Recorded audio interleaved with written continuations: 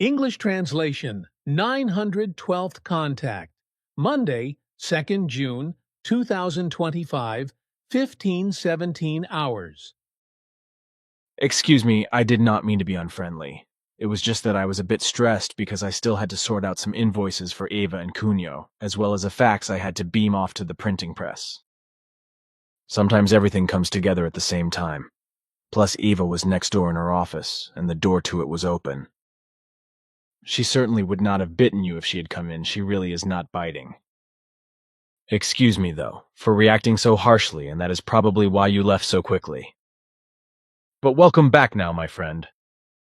You are also welcome, Edward. Do not reproach yourself. It probably would not have happened if I had been more careful, and I really should have been, even if I had also called you here beforehand and thought you were alone in your workroom. And Ava, well, a brief encounter would not have been a disaster, but it had unintentionally violated our directives due to carelessness on my part. That would not have been so bad, but we should not think about that now because nothing happened. That is so, but I have realized that I really have to be more careful. But why I am coming here today is because in addition, regarding the last 2 attacks against you, what we have been doing but you should not talk about it openly, because I already suspected something like that, and not saying anything about it is probably the only correct thing to do. Most certainly, Edward. And I know that you can remain silent, because my grandfather explicitly mentioned this in his annals, and mentioned that you were also more likely to close the gate of life behind you than to say a single word more than your promise would allow. That is why you also decided on the procedure of blocking all knowledge concerning in your consciousness in such a way that with hypnosis and even with hard violence, nothing can ever get out that you know, but which you are supposed to conceal. But this is not to be mentioned explicitly all the time, whereas other things would be interesting to be explained, because through this, for example, many misconceptions could be uncovered and corrected as nonsense in many Earth humans, such as, for example, as I could read from my grandfather's annals that you carried the Koh-i-Noor, which was supposedly burdened with an evil curse, with you for 4 days, which was hidden in a turban, which my grandfather then handed over to the Persian Shah Nader Afshar when you were with him. I have not thought about that for a long time, but now that you mention it, I remember it again. It was around the year 1740 or so, and the turban was a gift with the precious stone sewn into it, which, it was said, had been found around 5,000 years earlier, and had only brought misfortune and death to those who wore it. Bermunda and I investigated this legend or curse, but we were unable to find anything that could confirm the truth of this alleged curse. Through this research, Bermunda, Florina, and Jana and I have become more deeply interested in the religions that prevail among Earth humans. We also know from Sim, Yase, and Ptah that you were very interested in religions from an adolescent age, and that you learnt a lot from Pastor Zimmerman in Bulach, who accepted you as a non-baptized and non-confirmed person and always stood by you. My grandfather Sfath and he together also taught you in this regard, as you then converted to various denominations of your own accord and interest during your life in order to learn a lot about how and what they hold in terms of faith and tradition, etc. You even went to as a boy. You even taught children Sunday school in several times as a boy.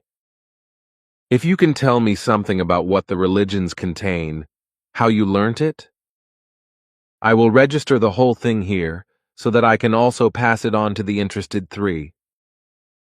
Of course I can, but that will take some time. It is probably about explaining something fundamental. That is correct, because we are interested and really. However, it is incomprehensible to all of us that something unprovable and false is simply accepted as a belief and not grounded in the truth in order to evolve according to it and acquire valuable knowledge. That is effectively incomprehensible and also does not make sense to me, because understanding and reason are already given to the embryo through the drawing in of the life energy of creation on the 21st day after conception, But the fact that a child then becomes so stupid and adheres to a belief as a result of indoctrination is incomprehensible to me.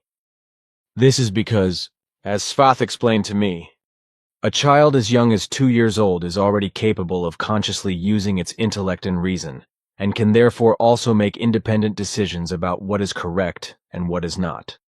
And I know that this is true, and I experienced it myself when, as a 2.5-year-old, I left home and walked some 20 or 23 kilometers, sometimes on carts to Zurich, where I was seen by the cart driver Nussli, who knew me at Stauffacherplatz, picked me up, and brought me back to Bulach. Back then, when I was about 2 years old, I started to climb into the big toolbox underneath the wagon of the carter Breitenstein, and ride along when he had to take goods to the spinning mill or pick them up there. Well, that was then.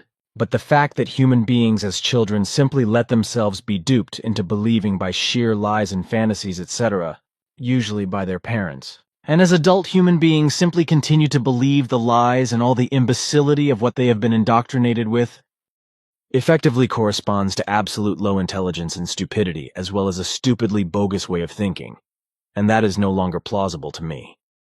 Nothing more can be said about this, because non-thinking and believing has obviously become so ingrained in most Earth humans that clear and free self-thinking has become torture for them and can no longer be reversed, or only with great difficulty. What you say is also recorded in my grandfather's annals, because he really did write down everything that was of importance. And the fact that many Earth humans unfortunately only believe instead of thinking for themselves is something I have learnt to understand.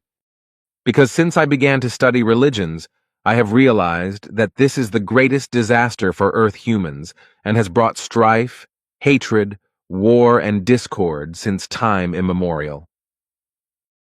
Which you are absolutely right about, because the majority of Earthlings are devoid of any clear mind and reason, which is why the murderous military and NATO organizations and guerrilla groups, etc., also exist, spreading fear and terror, as well as mass death and destruction.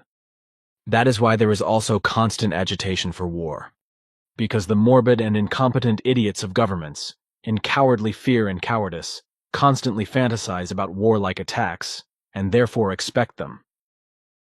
This instead of talking to each other reasonably and settling disputes through understanding and reason. But if there is a lack of understanding and reason, then nothing sensible can be thought, and then all hope and malt is lost.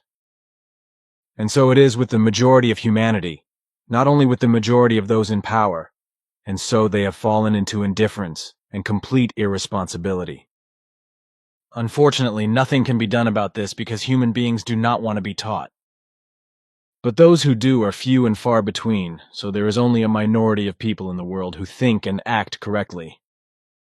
But back to your request, so be it, but it really takes time, and I can only explain what comes to my mind at the moment. I can also access various information from the internet and refresh my memory. So I cannot explain everything in detail, but I also do not expect you to. good, but knowing myself, I will, if necessary, have to give personal explanations here and there, because it will just be necessary. But then I want to say this. Here, I still have this letter with various questions that you should read. What do you want to answer or say to these questions? I know they fall under my silence, because I have already made a vow to your grandfather Svath. That is why I will answer the questions in order, and simply leave out the ones I am not allowed to answer. The first question. Whether you play are and have robots, I can answer with no, as I'm sure you can confirm, because even when I was together with your grandfather Svath, you already had androids that were so similar to humans, and also looked so different in terms of physiognomy, that they were indistinguishable from us humanoids on Earth. And these, which is and will be preserved. Of course, that should be clear, although I suppose there have been innovations since then. But good, the question goes on to the UFO-nauts, as I want to call these foreigners, which I have never said much about, if anything. But now I want to explain why I came up with nautic, namely because this term, which comes from ancient Greek, actually simply meant leadership, as I found out together with Svath. In the end, This was remodeled as guiding a ship, and since the unknown flying objects have been called UFOs since the last century, but were already called airships thousands of years ago, because they were already flying around in the earthly airspace at that time, I call the airship guides UFO nauts. The fact that the term nautic, which was originally used in ancient Greek to mean guiding and directing, has been transformed into guiding a ship, and is also understood as such today, is therefore based on a conceptual linguistic distortion. I know from my modern Greek, which I learned because I married a Greek woman, that today leadership is used with different terms for different things. For example, in relation to management, administration, party leadership, organizational leadership, leadership of human beings and groups of human beings and leadership in general, etc. So there are different terms for different things, which is a bit confusing, I think. But now I want to say that Svath and I am only saying this to you because, and I also saw and experienced various foreigners and androids with the strangers in the 1940s. Also when traveling back to early times together with Svath and dressed in protective suits that made us invisible to the UFOnauts. However, these were of a completely different kind to those of you, the Plejaren, and there were also differences in the foreigners themselves. Although I would like to say that some of them were humanoids, some were humanoid, and some only remotely resembled humans due to their extremities. The androids I saw were all not primitive robots, but corresponded to very futuristic electronics, which, like your androids, looked human-like or human-like in appearance, and had a wide variety of facial features, and were practically indistinguishable from human beings. Others, however, were all similar, so to speak, and therefore not different in terms of physiognomy, but the same, which is why it could be seen that these were futuristic electronic androids. By which I mean the electronics of which they were made, which were far superior to the primitive electronics of Earthlings today, and also are today. In addition, there were also very alien life forms in androids, whereby the real life forms themselves were not humanoid-like, and therefore not like human beings from Earth or similar. Svath explained to me that this highly developed futuristic technology of electronics already existed in early times, many millions of years ago, but he used a different term which I have forgotten. So the foreigners were already here on Earth thousands of years ago, just as such androids of the foreigners also came to Earth independently and worked here. They were independent thinkers, workers, and even capable of repairing and duplicating themselves. Something that is also probably the case today and also applies to your androids, as I know from Sim Yase and Ta. That is all I have to say about the question of UFOs and robots. I do not want to say any more about it because I do not feel like revealing any more. So I will also not answer any further questions in this regard. The question here about crop circles, I already said a few things about that last time, but this time I want to say something more detailed about it. There were already questions about this in the 1970s, to which I replied that Earthlings were faking it back then, not only with regard to crop circles, but also with regard to alleged abductions by extraterrestrials. Well, Sim Yase advised me back then not to explain too much about this, which I also did. But now I think that something more can and should be explained in this regard today. Firstly, that it largely stopped at that time with the fact that crop circles were imitated by Earthlings with footboards and were therefore faked. This was partly done by jokers, to make the whole thing laughable, or by idiots who wanted to deceive people interested in UFOs or crop circles. But there were also those who were secretly employed by governments for a fee, in the hope that everything about crop circles would be made so ridiculous that the general public would succumb to it. However, this was a miscalculation, because the majority of the crop circles were not made falsely by Earthlings, but by namely vibrationally by, as Svath already explained to me in the 1940s, when we saw such crop circles centuries ago while traveling in the past, and I wanted to know how they came about. However, I should remain silent and not talk about what the connections between these crop circles actually are. I may say, however, that they are caused by vibrations, namely by which I will call electromagnetic swinging waves, because I knew of no other name for them, as the futuristic does not yet have an earthly linguistic name. Of course, this does not explain the effective form of futuristic energy, but human beings can visualize electromagnetic swinging waves. The images of crop circles are created within a few seconds or minutes, which in many cases not even whole groups of Earthlings could achieve in hours. As for the questions regarding abductions by extraterrestrials and UFOs of foreigners, I should also keep quiet about this, which, to be honest, I am also not very interested in and want nothing to do with. As for the abductions of Earthlings by extraterrestrials, I can at least say that some of them have really taken place and effectively correspond to the truth, while others are just ludicrous claims made for the sake of prestige, etc., while others correspond to nightmares, fantasies, or fear fantasies, as Sim Yase and I were able to discover in the 1970s. I have not bothered about that since then and have no interest in it. All in all, I do not really care about these things, the UFOs, abductions, crop circles and animal mutilations, etc. by extraterrestrials, which is why I do not worry about them, because the whole thing has nothing to do with you playerin, just as it has nothing to do with the teaching I have to spread. When Asket and Sim Yase made circles in the grass, precisely by swinging waves of... It was just as much for the sake of demonstration as when a layer of ice about 10 centimeters thick and 2 meters in diameter was melted away in a few minutes in the car park. As far as the question of sanctions is concerned, I think they are idiotic, because sanctions against a country are really only directed against a people, because they only affect and penalize them, but not those in power because they do not care about them, and they are not affected by them. And as for the other thing that is written there, I have to say that I am neither a clairvoyant nor a prophet, because my knowledge is not of this kind, but everything comes from traveling in the future and in the past with Svath, your grandfather. And as far as my photos are concerned, I had them in safekeeping with, who sold a large number of them to Germany, some of which I was then able to buy back as copies for 10 marks apiece. However, I had previously given many of the originals to the photographer in the Rhine Valley, who was supposed to organize them for me in the form of a register, but the man forged them together with 2 and attached long threads to them, as if they had been models, and hung them up.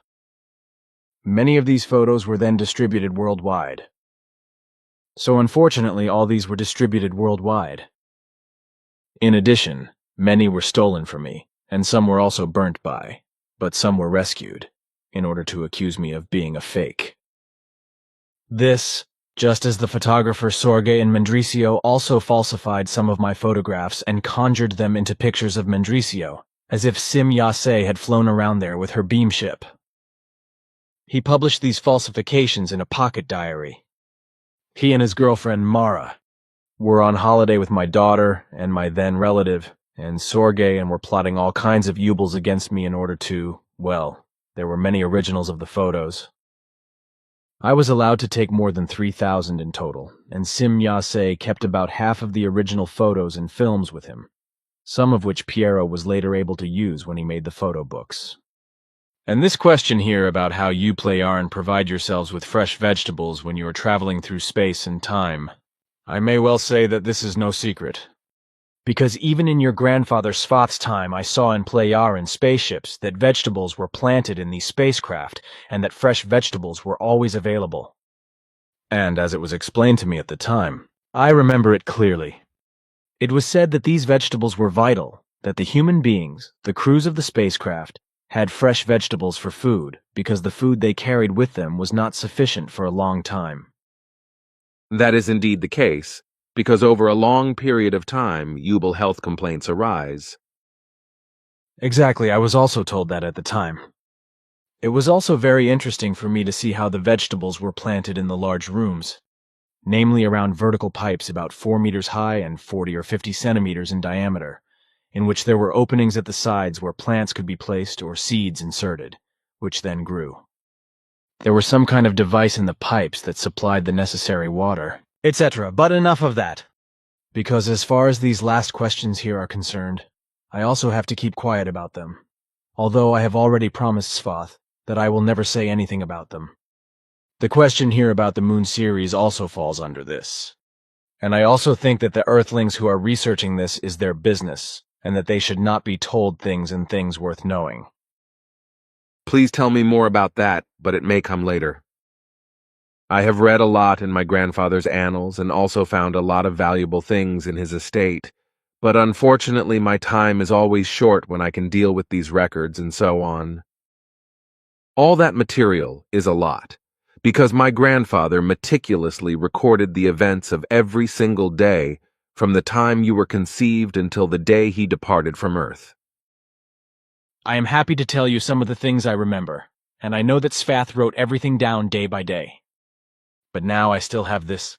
As you know, sometimes figures appear here, behind the house in front of my office window, as well as on the other side of the house, which Bridget and I have also seen together. But this often happens in front of the house, and the figures often come right up to the entrance.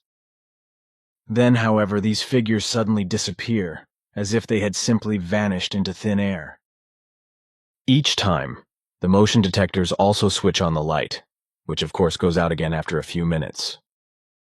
But now comes the interesting part, namely that after I had twice memorized the exact time when the figures appeared, Michael and I checked the surveillance cameras.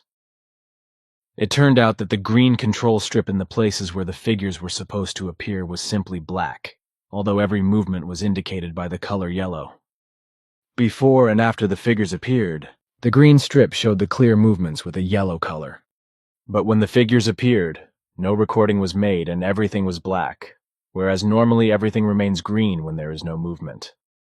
That is known to me, for Ptah already told me about it. For he also observed the same thing together with you, as did Bridget. Consequently, Arlian with his co-workers grounded the whole thing and ascertained but what you shall not name. Interesting, then. Exactly. And besides, you know that the center is being closely monitored, and as well as by and by. Of course, which is denied when it is mentioned, as is also the fact that it is believed that we are addicted to being blind and did not know that.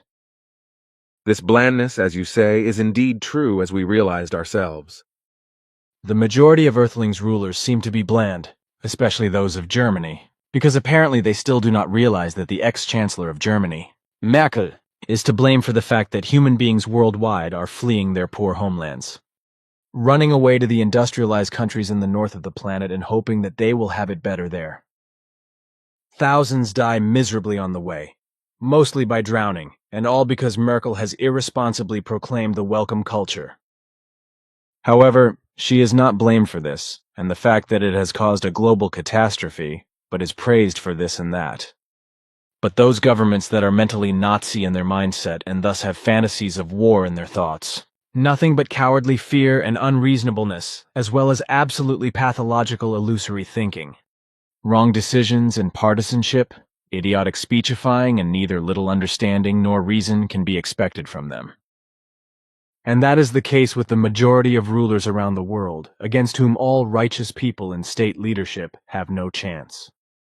This is also the case in Switzerland, as I unfortunately have to mention, especially by the traitors who make a mockery of our national neutrality and act against the Constitution. For example, by also trampling on the rights of the people and negotiating and concluding treaties with the EU dictatorship without consulting the people.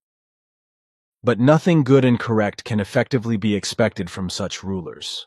On the contrary, only that they deny everything and may even take legal action against you if you tell the truth. But these female and male idiot elements cannot even think enough to betray themselves and prove that everything that is said about them is true. And while I am at it, I wonder and ask myself how long it will be before someone in power around the world finally blurts out that various European governments have paid and are paying certain persons from the people with taxpayers' money to organize public demonstrations in certain places and have them carried out. I also wonder how long it will take in Germany for people to realize that the idiotic supply of weapons to the fanatical warmongering Zelensky, who, in his fanatical war mania, does not want peace and does everything to ensure that it can continue, by the Nazi-minded people. The war-mindedness of the majority of the government and the like-minded part of the people still persists. The whole of this deviant attitude and the action of supplying weapons has completely changed the Russian people's opinion of Russia, namely for the worse and even to hatred against Germany and its people. Whereas at first there was respect and esteem for the German people for having so diligently and righteously rebuilt the destroyed country and economy, etc., in a very short time after the end of the last World War, and for also making everything flourish and thus gaining the respect of the whole world, this has now turned into the opposite.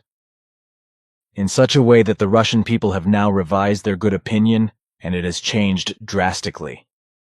Something that is not good, and which I should not say, but stink is the Earthling's profession and passion. Also when, as in this matter, that is the conclusion of what Bermunda and I saw and recognized when we met 3 weeks ago. But a huge stink is also brewing in America itself, because the so-called friendship of convenience between the dictator President Trump and the fool Musk is running crookedly and very unpleasantly, as you have noticed, as you said.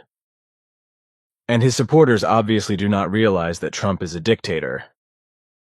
They are probably so blind in their low intelligence that they do not realize that the whole country and its people are being dictatorized into absolute misery. At the same time, it is also the case that the whole world looks the other way and does nothing when it comes to environmental protection, because everything is being done to make a mess of the earth. This is the case in America, for example, where the government pack in charge does nothing, by which I mean the like-minded elements surrounding the dictator Trump, who were obviously already at work earlier and authorized that in California and under the patronage of Governor Arnie Schwarzenegger, who is actually Austrian, an insanely huge car tire waste depot was allowed to be built in the Mojave Desert, which is probably the largest in the world and might even make a mess of the desert.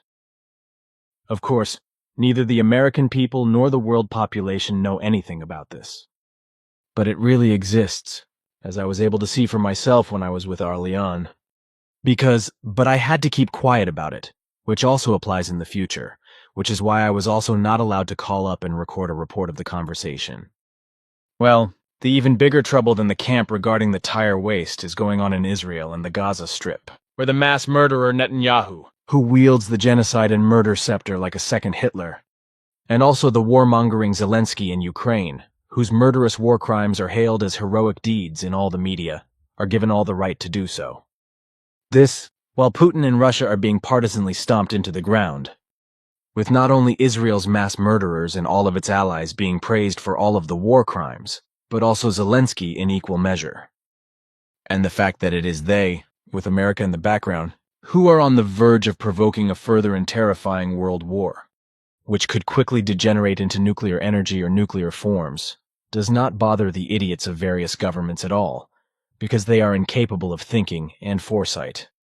In this respect, all the crazy Nazi-hungry governments of Germany, Israel, France, and the EU dictatorship as well as America, and some of their misguided people, lowly intelligent and simple-minded, are greedy for power and revenge and are working diligently, especially Netanyahu in the Middle East and with America behind him, to drag their archenemy, namely Persia, into a war and, as they say, to unleash the devil. Something that could quickly lead to an unprecedented world conflagration and then pose a nuclear threat, because AI or artificial intelligence is now also involved. Putin cannot be praised to the skies, because he too is an element of war mania and mass murder, but in contrast to America's headsick and insane dictator Trump, as well as the completely fanatical and irresponsible, unscrupulous mass murderers and warmongering Zelensky and Netanyahu. Putin is, so to speak, an insane orphan who may have started the Ukraine war, but is so clueless that he cannot see what the future really holds. The Hitler-like Netanyahu, it must be said in particular, is the greatest danger of effectively triggering a vicious world conflagration, just as he is already the greatest danger for the Middle East. That, as in Germany, France, England, and in the EU dictatorship, the top leaders are so deluded and also so deluded in their religious beliefs that they have lost absolute control over reality as Nazi thinkers, which particularly affects the Chancellor in Germany, the President in France, and the President of the European Commission in the EU dictatorship, and also their henchmen who support and collaborate with them. And as usual, the victims will not be the criminal and all the irresponsible state leaders and the murdering military, but the people in all the countries affected by war. That will be the case in Persia, as it already is in Gaza, Ukraine, and Russia. It has been the case in Gaza in particular for some time, where the mass murderer Netanyahu is spreading death and destruction, as he will do in Persia, and will be praised by like-minded murderers and lunatics from the governments of various European countries. In the background with America and its crazy and unaccountable dictator Trump and his lunatic consorts. That is what needs to be said, and what will have dire consequences if these war idiots and those parts of the like-minded people who are all neo-Nazis are not finally stopped. If they combine war, partisanship, and possibly revenge and retribution in their minds. I think I have said everything that needs to be said clearly and unambiguously. But now I want to finish what was discussed earlier. Well, the whole thing about talismans and amulets and curses and lucky charms, etc. is, in my opinion, just a legend based on fantasies anyway. To my knowledge and understanding, as I have learnt from Svath's experiments, it is all nonsense. The whole thing is the same with talismans and amulets, etc.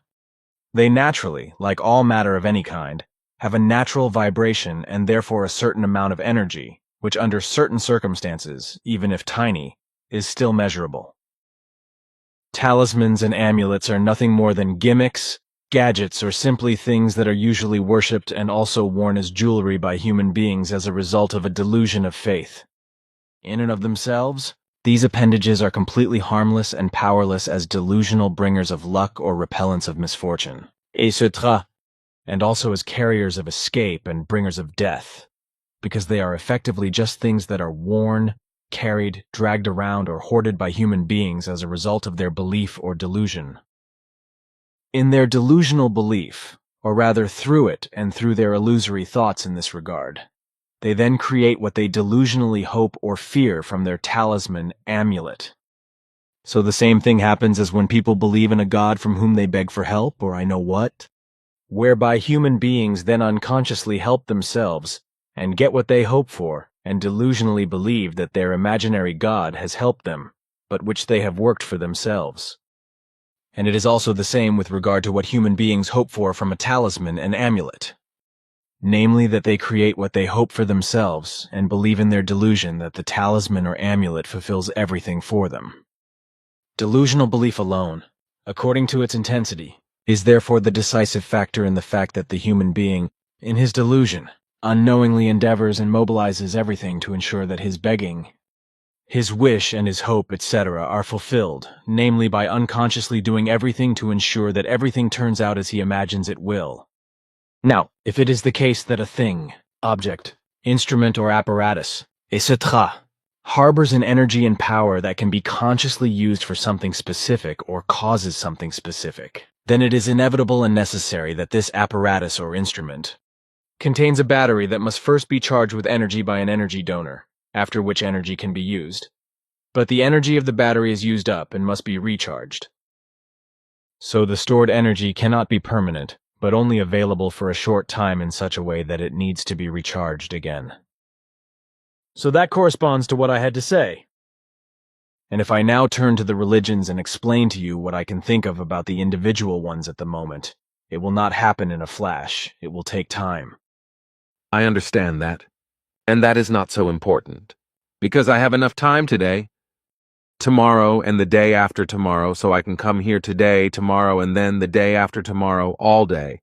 And that is to listen to your explanations as well as to dictate. Then there is no problem. So if I can start, and I want to do that by addressing Christianity first, which is represented here in Europe, consequently I do not really have to say much. If I remember some expressions or terms for the other religions, then I will explain them, although I may have to check how they are spelt if you dictate them to me in the next few days, but that will not matter much. The following, then? Christianity in the so-called Christian world. It is the Christ cross that is considered the most important symbol of believing Christians. And it is worshipped as a shrine, so to speak, because it is supposed to remind us of the death of Jesus on the cross, who was never called that, because his real name was Emmanuel. There is also the Alpha and Omega. Alpha and Omega, which represents the first and last letters of the Greek alphabet, symbolizing the beginning and the end, and thus also the all-embracing. That is to say, according to the Christian faith, God, but in particular Christ, as the first and the last.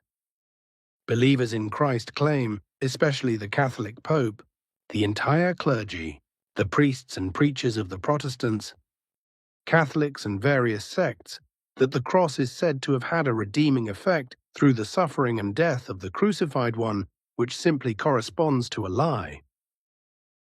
The Christ cross is said to be both a sign of Christ himself and also a strong symbol of the faith of believers in Christ.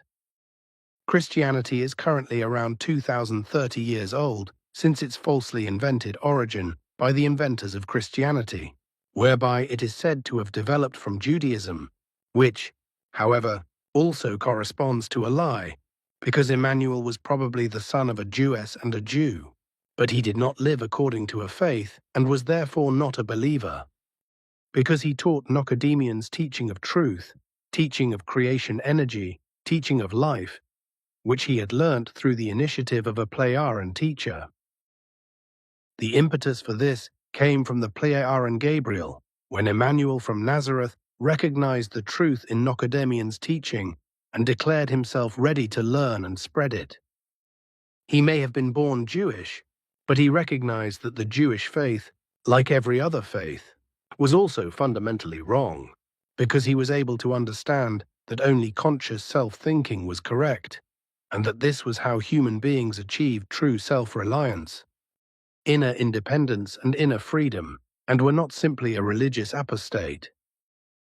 He also learned and then taught freedom and the great and far-reaching knowledge that began to grow in him through the teaching and to guide his life in a valuable way. This alone shows the lie that is mainly spread by all those who claim that Emmanuel was faithful and believed in God from the bottom of his heart. The Catholic Church, in particular, Lugnerish misleads. There is only one true religion. God himself has given the human being the way of faith, which is serving him in Christ, so that he can be saved and blessed without thinking. Thus, the central element of the Christian faith is hammered into human beings with an unashamed lie: you must believe.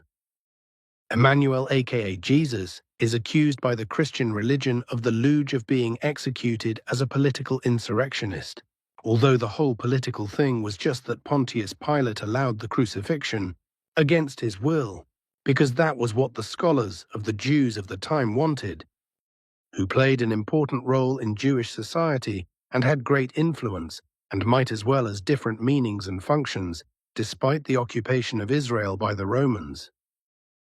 They were all not only intellectuals of the time, but also leaders and teachers, as well as powerful interpreters of the Jewish religion and laws.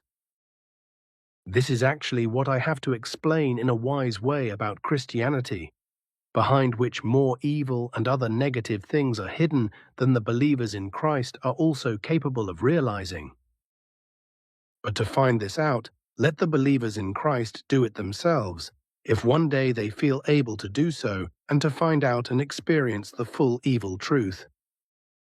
More, I think, is probably not to be said, because since we are in so-called Christian countries, everything should actually be known. And I can explain to you all, one by one, what you want to know about this religion. I will now start with Islam, where I was given the name Muhammad Abdullah, in Karachi, and I will look for the scriptural document to show you. I was also given names in all other religions and was then also called this for many years in accordance with these. Unfortunately, however, I have no proof of this, because I was given the names just like that, so I only have one document relating to Muhammad Abdullah. But now what I want to say about Islam, but, as I said, only in bits and pieces, something that comes to my mind at the moment, as I will also do with the other religions. Islam. What I want to explain in this regard is, Islam is a religion that actually traces back to a Judaic and Christian origin, but is already founded on an Abrahamic teaching based on monotheistic roots, which teaches that there was only one God, Allah, and that Muhammad was the last messenger of Allah. Shahada is the Islamic profession of faith, namely the first of the 5 pillars of Islam, which reads, I testify that there is no God but God, and I testify that Muhammad is the messenger of God." Saying this is an important step in joining Islam. The human being who says this with conviction is immediately considered a Muslim, even if he is a disbeliever. The believer often adds Allahu Akbar, God is great, God is greatest. Of course, this is only an assumption made by believers and is therefore seen as an entry into the Islamic circle. The belief of Islam wants human beings on earth to lead their lives in such a way that they find happiness and inner peace in the hereafter. It is believed that human beings can be offered solutions to all problems through Islam. Love, equality, and tolerance are mentioned as important elements in Islam. For believers in Islam, the main symbol is the crescent moon with star. Crescent moon in Arabic equals hilal, whereby the narrow crescent moon is very important in Islam because the Islamic year is aligned with the lunar calendar. The new moon crescent with star is depicted on a red background and is mainly a symbol of Sunni Islam. The sword of Allah, also known as Zulfikar, and the identifying symbol of the Alevis, with its double point, is also a symbol of Islam that is considered sacred by the Shiites. It is a sword that is considered a symbol of divine leadership, justice, and might, especially in the Shiite tradition. It is attributed to a Caliph Ali ibn Abi Talib, who is considered important. The main symbol of Islam is the crescent moon Arabic, hilal, with a star on a red background, although this symbol is anchored in Sunni Islam. In general, there are of course other Islamic symbols, namely those that are commonly used in Islam and of course also have a positive meaning. These include, for example, the crescent and star, the Kaaba in Mecca, and the color green. Islam is the world's second largest religion with around 2.5 billion followers Muslims, which makes up around a quarter of the world's population. The Sunnis are the largest denomination in Islam, with around 80 to 90% believers worldwide. They are also referred to as Al-Sunnah wal Jama'ah, which means people of the Sunnah and the community, and as a religious community, they are followers of the prophetic tradition. They also believe that they, like all Islamic faith groups, except the Shia Rafidis, are followers of the caliphate of Caliph Abu Bakr, Umar ibn al-Khattab, and Uthman ibn Affan. The believers are followers of the prophetic Sunnah and those who follow it, but are neither divisive nor sectarian. It should also be said that all intoxicants are forbidden in Islam, that is to say, alcohol and drugs of all kinds, as described in the Quran. The Sunnis and Shiites, along with other groups, are the two largest denominations in Islam. The Shiites make up around 15% of Islam and believe that the succession of Muhammad and the leadership of the religious community are different from the way they are perceived. In Islam, the number 77 is important, as it signifies the seventh heaven for the believers, which is understood to be the place of final enlightenment and into which the Kunda Muhammad is said to have entered. What else needs to be said? In Islam, all good signs and/or omens are acceptable and in order, because for the believers, they mean trust in Allah, according to which everything can only be good. However, this is not the case with IS, which is an abbreviation for Islamic State. Consequently, nothing good can be said of it, which also applies to the equally criminal murderous organization Al-Qaeda, as evidenced by the murderous act that was carried out in 2001 and concerned the tower attack, which was directed against the World Trade Center in New York and destroyed it. It is true that these murderous groups are fanatical criminal organizations that claim to be made up of members who believe in Islam.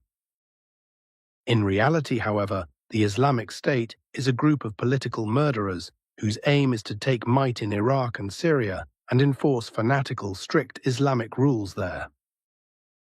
They are therefore also calling on all followers of non-Islamic religions to leave Iraq, otherwise they will be threatened with violence and murder.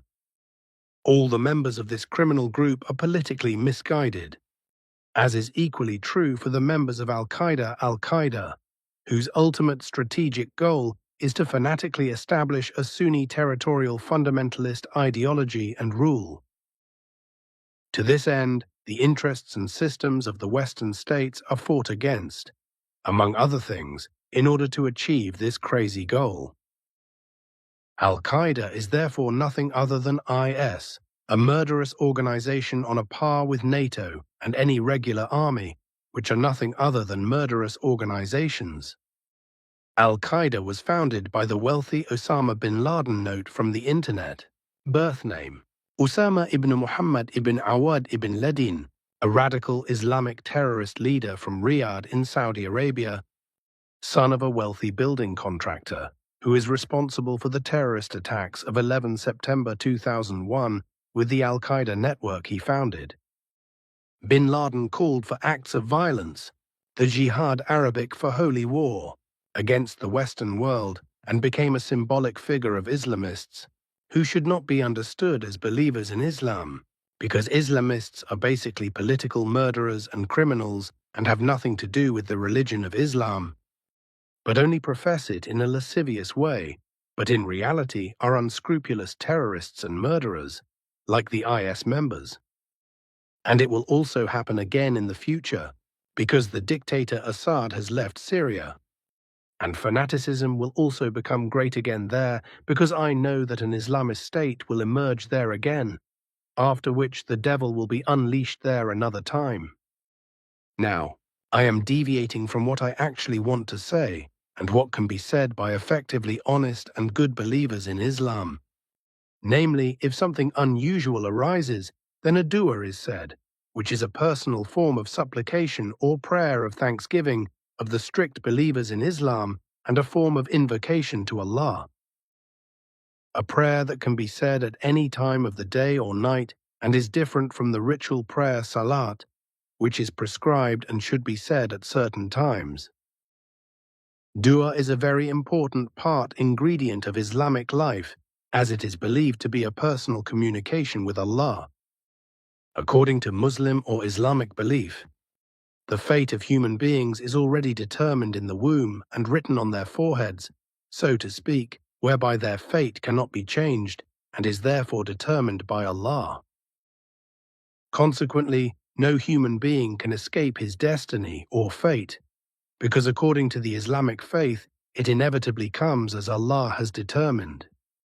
What else needs to be mentioned relates to the talisman or amulet eye, which is also used in various other religions around the world and is supposed to ward off the evil eye, which is of course pure nonsense. The eye amulet, which is also worn as jewelry, is known as protection against the evil eye and is absolutely trendy and used by many human beings. As a symbol, it is depicted in photos of delusional believers and is also worn as a talisman because it is believed to protect them from the evil eye nazar and from black magic used by malevolent people.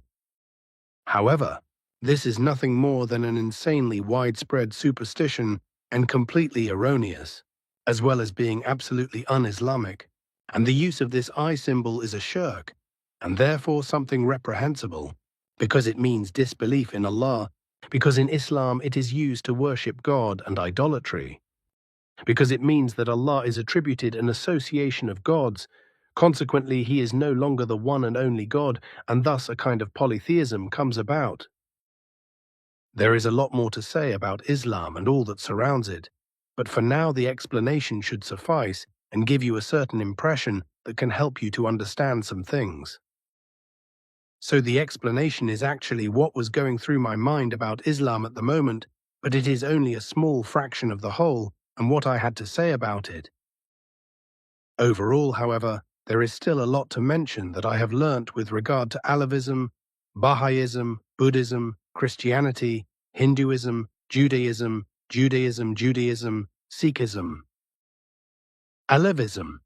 Alevis believe that their god Hak created everything, and that he is part of all things and all living beings, and therefore also part of human beings. Like every religion in their faith, the Alevis therefore have a god that they call God Hak. A principle in Alevism is called, "Do not seek God in foreign places." God is within you if you are pure of heart. To all this, I would like to say that all this would be correct if not a God were involved. But the creation, which is nature, because we have no other name for it, is the universe-wide existence of all that exists.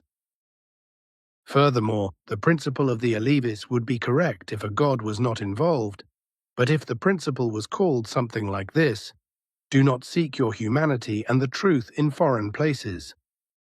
You alone determine your evolution and the learning of the correct way of life, the dignity and honor towards creation, as well as your behavior and true humanity, if you are willing to recognize and follow this. The belief of Alevis is that human beings have an immortal soul, and that when they become perfect, they can reunite with their God Hak through this soul. Question. The again is questionable, because how and why did he fall away from God Hak? However, human beings can only succeed in doing this if they always work to resolve conflicts and problems and come to an agreement with their fellow human beings in all things. Alevis also believe that God Hak helps and gives them strength in all things and endeavors, etc., and in life as a whole. But ultimately, according to the beliefs and convictions of the Alevis, it is the human being alone who is responsible for every action and deed. Which is also completely correct, I would like to say. Of course, there are also various guidelines in Alevism that believers must, or at least should, follow.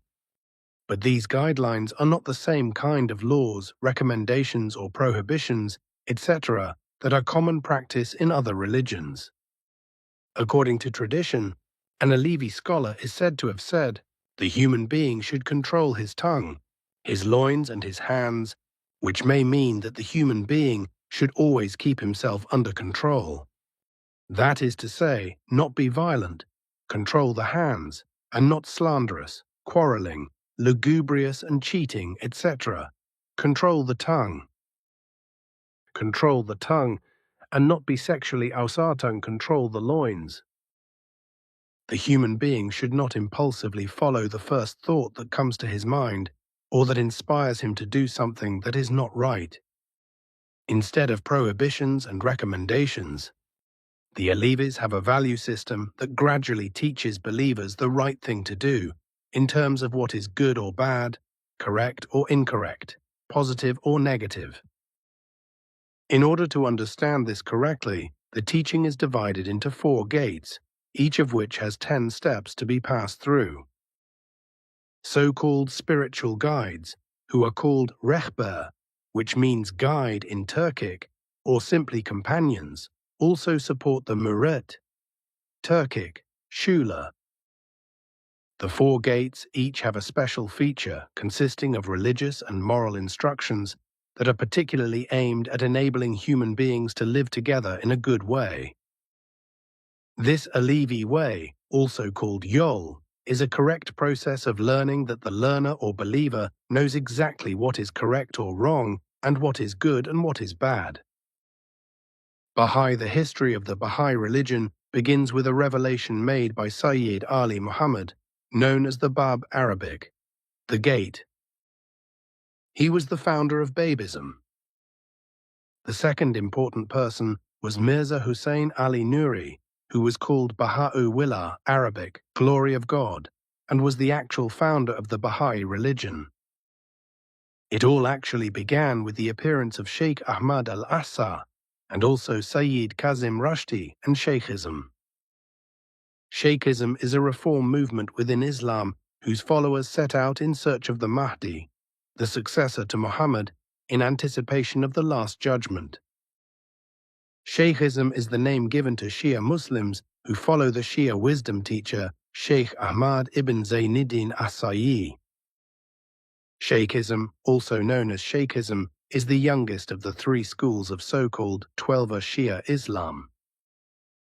This Islam was founded in the early 19th century by Sheikh Ahmad al-Assar, who died in 1826.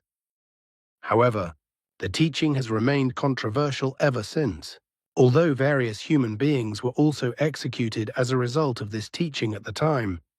But it was then accepted in the middle of the 19th century and gained a certain number of followers who followed the claims of the Bab.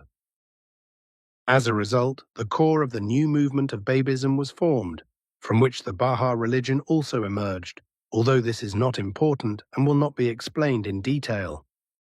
This is how the Shaykhi faith and all the religious and moral views, the basic principles as well as the details that come from God's book, as well as the traditions of the Prophet and the messages of the Imams came into being. Simply and quickly put, Shaykhism consists of Shi'ism, where the Imams are supposed to be infallible, and 12 followers and descendants of the Prophet, who all try to follow their precepts. As a symbol, the Baha'i often use a star, which is marked with 9 rays. The reason for this is this. The number 9 plays a really big role in the Baha'i religion, because this single-digit number represents the highest perfection and unity for the Baha'i.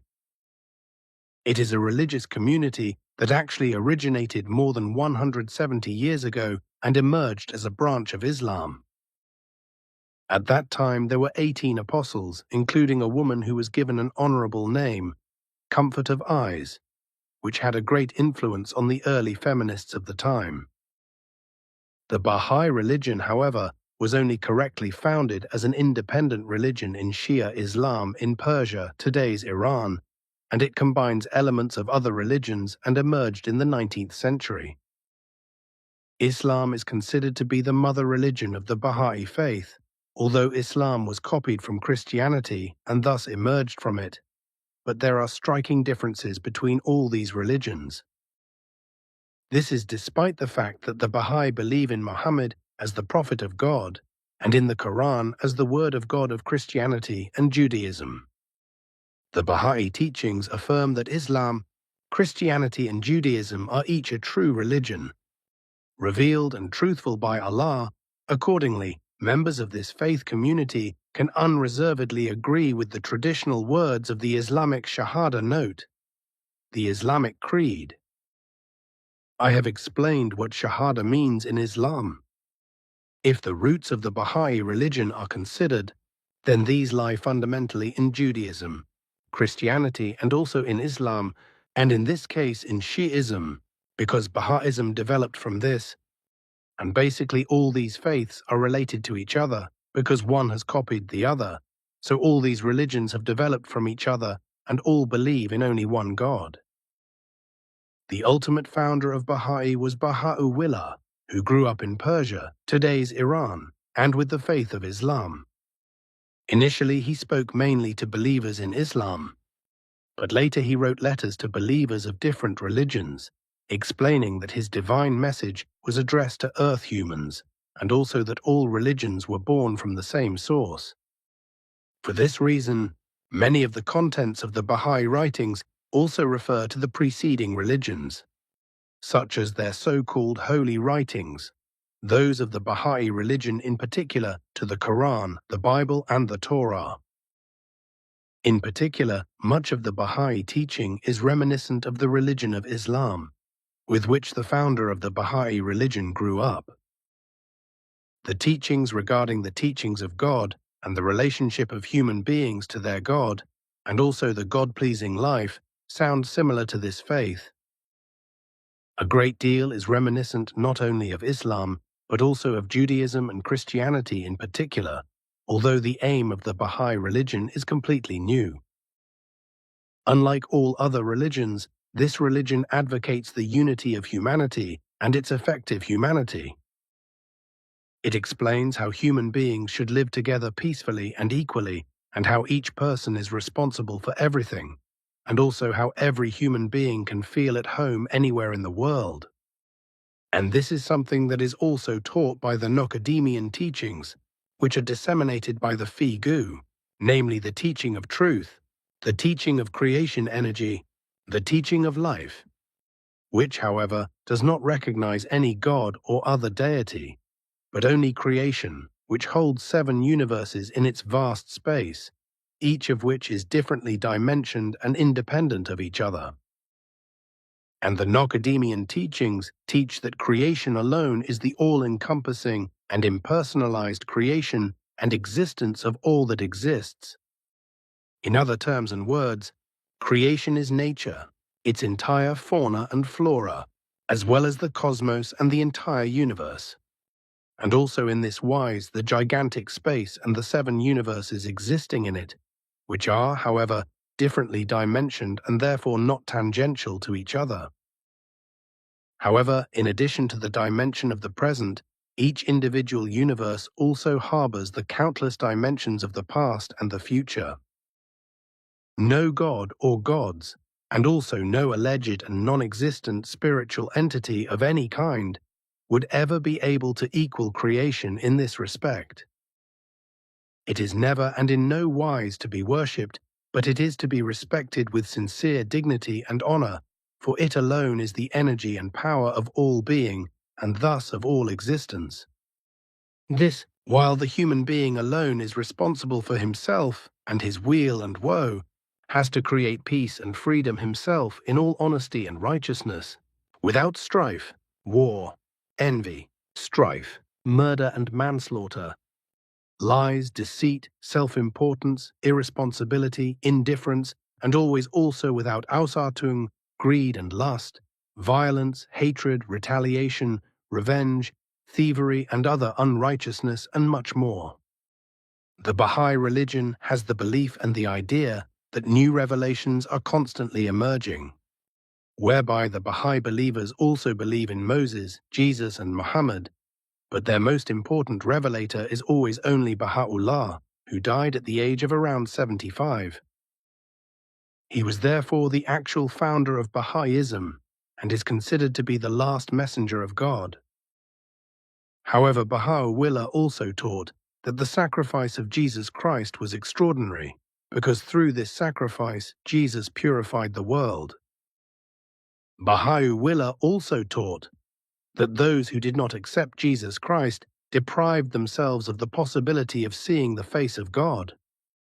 The Baha'i writings are said to show, as I have been rumored, that Jesus Christ himself left writings, which is a sheer lie, for Emmanuel did not write any letters or other writings that were handed down. Billy, the Kitab-i Aqdas is the Baha'i most holy book, and it was not written by Emmanuel. The most holy book is one of the most important writings for all Baha'i, for in it is written the teaching about God, also the revelation and the religious duties, along with well over 100 other books and many writings which are said to contain messages from God. The goal of the Baha'i is the unity of humanity in its diversity. The Baha'i also have other names for their religion, such as the name Baha, which is written in Arabic and means glory. The Persian founder of the Baha'i religion, Glory of God, was Baha'u'llah from Tehran, who claimed to be a messenger of God and to teach that his revelation was that there was an impulse for the ennoblement of human character, as well as also for social progress. He thus brought the glory of God, or Baha'ism, to human beings, which is said to have been given around 150 years ago in the 19th century. The human beings had supposedly already been expecting his arrival and his message, as Bab had announced both to them. To repeat, the Baha'i religion begins with a revelation from Sayyid Ali Muhammad, the Bab Arabic, the Gate, the actual founder of Babism. The other and second important person was Mirza Hussain Ali Nuri, equals Baha'u'llah. Arabic, Glory of God, was the founder of the Baha'i religion. However, everything begins with the work of Sheikh Ahmad al-Ahsa and Sayyid Kazim Rashti in Sheikhism. There are actually no prohibitions in Baha'ism, but rather counsels such as, for example, that every dispute, fight and war, as well as differences of opinion about matters of faith, drinking alcohol and the consumption of other drugs should be refrained from. This also applies to smoking. Cigarettes and other tobacco products are included, although drinking coffee and tea are not. There are around 8 million Baha'i worldwide. Here in Switzerland, there could be around 1,300 to 1,500, with around a quarter living in India. In Persia or Iran, there are probably a few 100,000, with small groups existing in all countries around the world.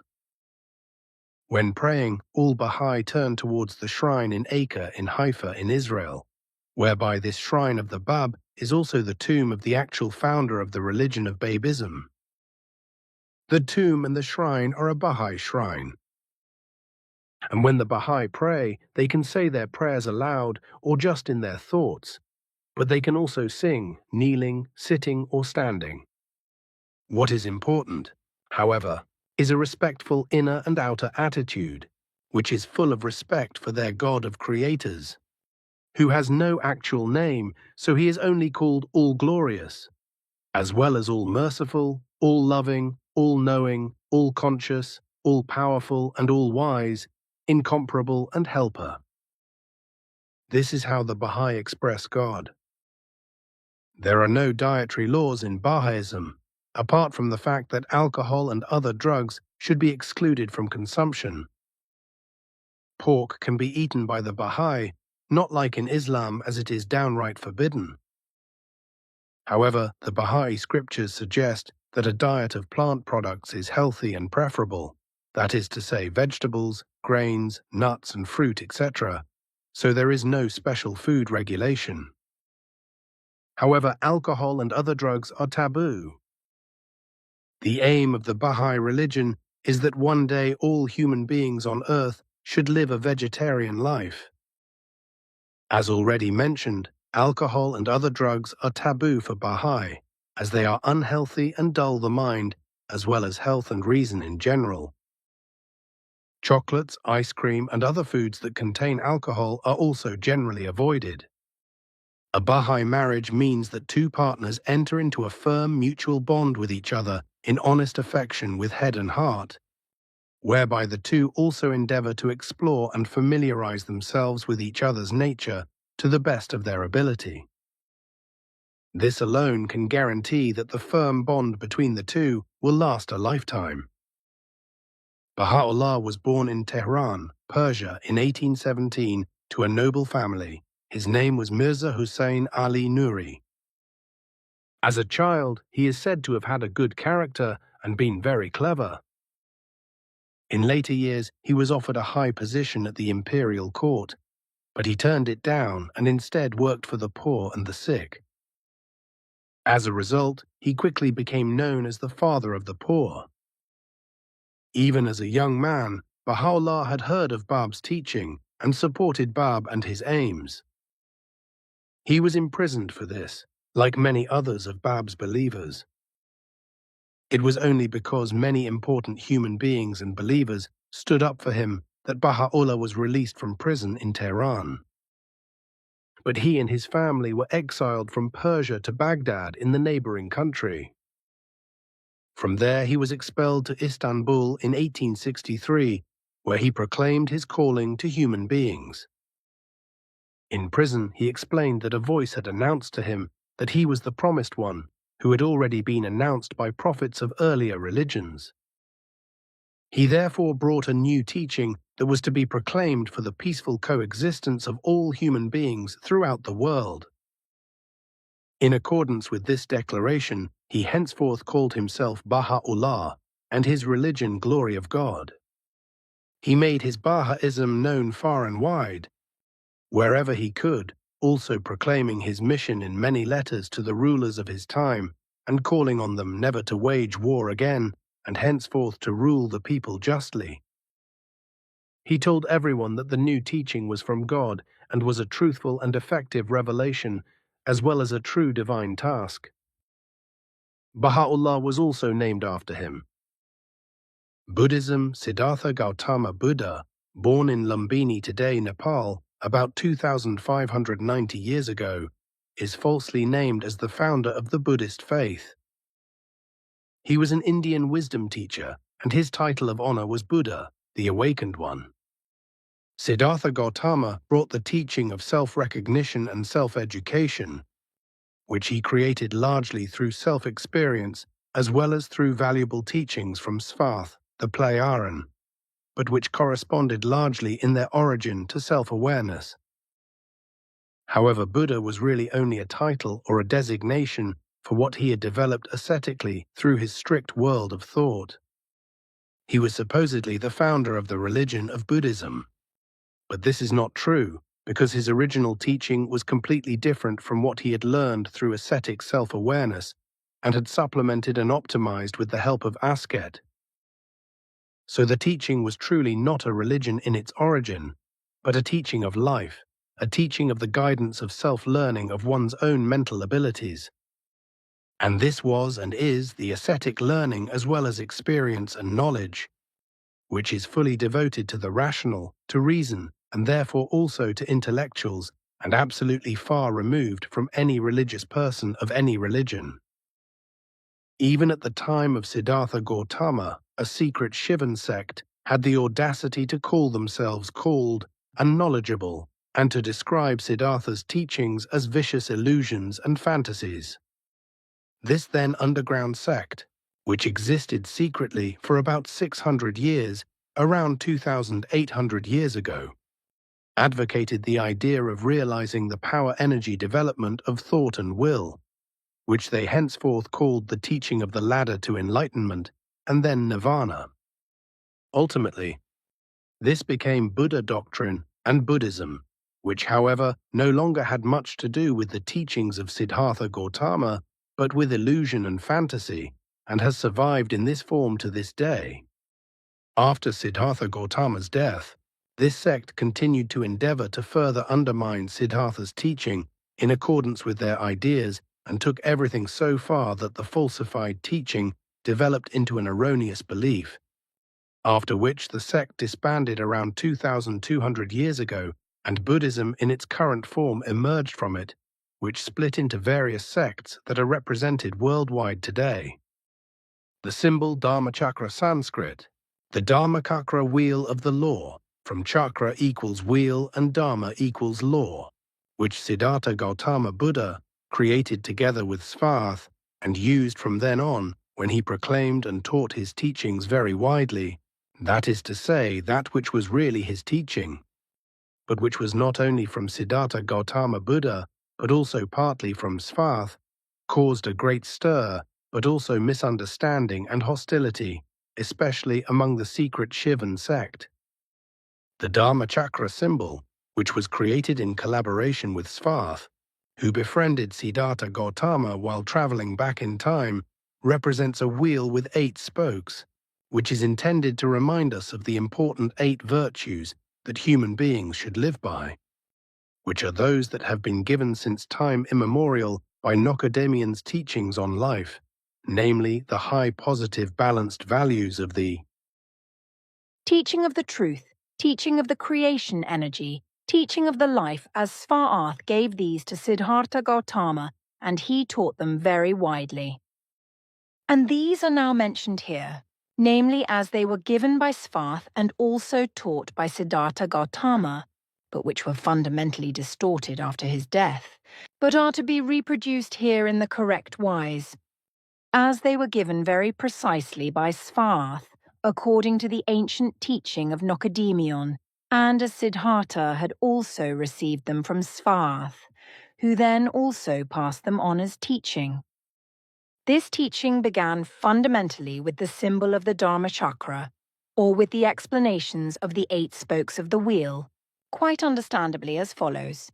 Note: creation energy teaching symbol luck 1, correct realization samadhi, understanding the teaching of Siddhartha Gautama is especially dedicated to the 4 noble truths, which are the profound teaching of the conditioned arising of A. the suffering and pain of life, B. recognizing the real causes, C. in overcoming and ending them, D. in freedom in the cessation of all suffering and pain, in the cessation of life. 2. Correct attitude Samasankappa, the working out and arising of a good, valuable as well as balanced and beneficial world of thoughts and feelings, as well as the world of emotions. That is to say, comprehensively in the positive all-best balance. Recognizing and acknowledging the truth, clear-sightedness, honesty, compassion, generosity, goodness, empathy, helpfulness, reliability, honor and dignity, respect, purposefulness, love, peacefulness, affection, assertiveness, resilience in relation to self-perception, optimism, self-regulation, acceptance, solution orientation, future orientation, action orientation, avoidance of negative thoughts, negative feelings, negative emotions, negative unworthiness, desires, vices, revenge, retaliation, lustfulness, depression, sickness, hatred, envy, addiction, enmity, misanthropy, doubt, anger, humiliation, narcissism, falsehood, anger, need for recognition, intolerance, anger. 3. Correct speech. Samavaka, never lie. Never speak untruthfully. Avoid offensive speech. Avoid harsh speech. Always use only honest speech. Always choose truthful speech. Gentle speech creates calm and trust. Constructive speech. Calm speech creates trust and solves problems. Peaceful speech creates friendship. Never speak in a grandiloquent manner, for it brings trouble. Distrust and enmity. Speaking arrogantly creates dislike. Speaking viciously creates resentment and harsh dislike. As all calm speech avoids all quarrels, etc. 4. Right action samakamanta. Right action never hurts, and right action avoids stealing and cheating. Right action refrains from all sexual abuses. Right action avoids all degeneracy and wrongdoing. By right action, no righteous human being commits any unrighteous acts, etc. 5. Right living sama ajiva, a human being who leads a righteous life, which is never directed towards killing in wars, in revenge, retribution and punishment, as also not towards theft, cheating, murder, abuse, or anything based on illicit trade, but his mind and endeavor is steadily directed towards honesty, justice, and responsibility. 6. Righteous endeavor samavayama. The righteous human being lives constantly in an effort to avoid negative thoughts and feelings and to cultivate a positive, balanced mind and to develop and cultivate all that is positive in daily life and existence. 7. Right mindfulness samasati. The ability, through right mindfulness, to observe one's own world of thoughts through one's very own creative life energy, as well as to consciously judge and direct everything correctly through it, but never unconsciously or consciously condemning anything, but reasonably consciously advising to correct, as well as thereby also consciously evolving, brings the meaning of life to blood and effect, as well as to fulfillment. 8. Right concentration, sama samadhi.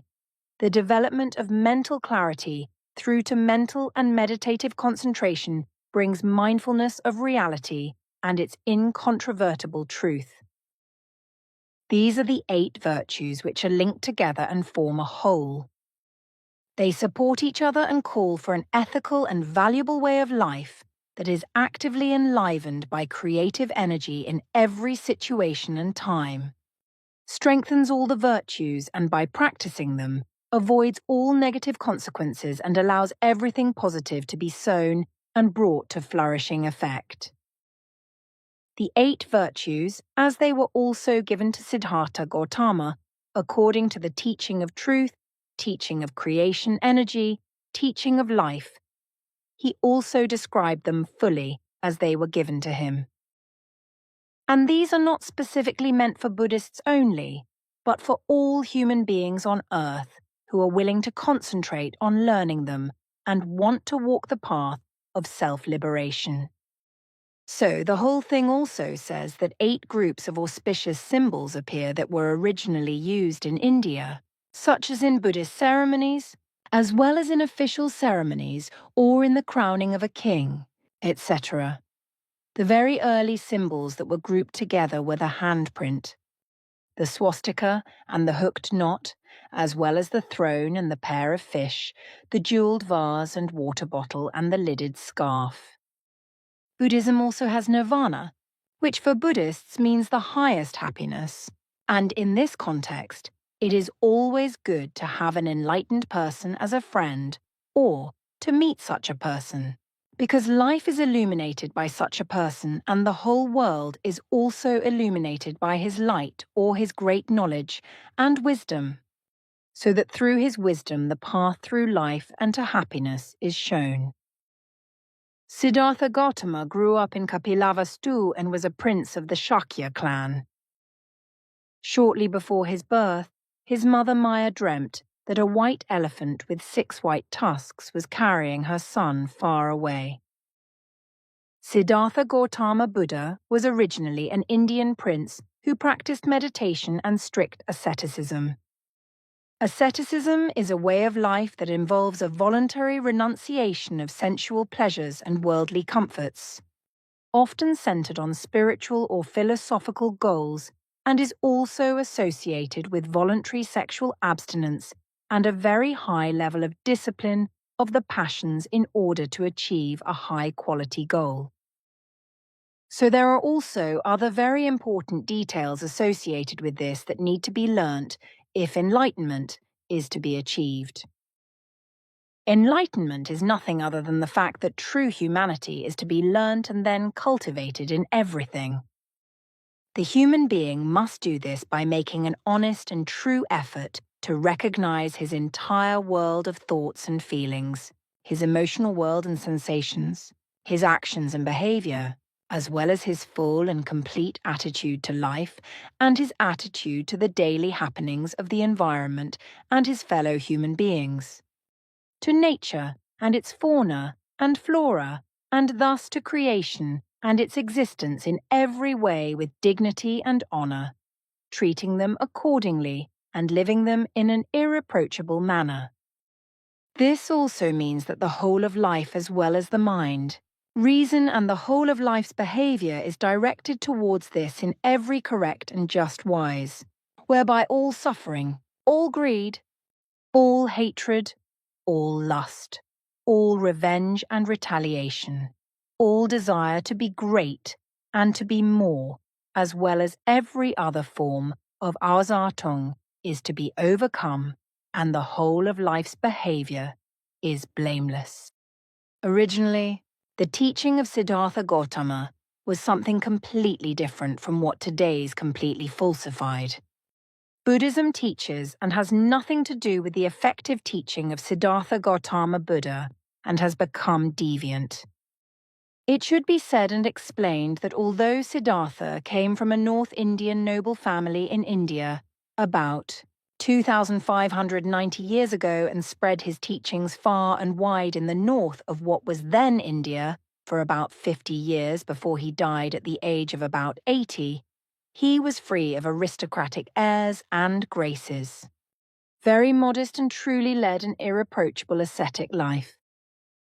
This was despite the fact that he had very unpleasant experiences outside of his parents' palace during his lifetime, and was hostile and even threatened with death. And in truth, he first summarized his teachings entirely on his own before Svarth made his acquaintance and taught him according to Nocodemian's teachings. He also taught and founded this teaching, but over time it became hostile and was eventually labeled Buddhism, which was later falsely described as a world religion.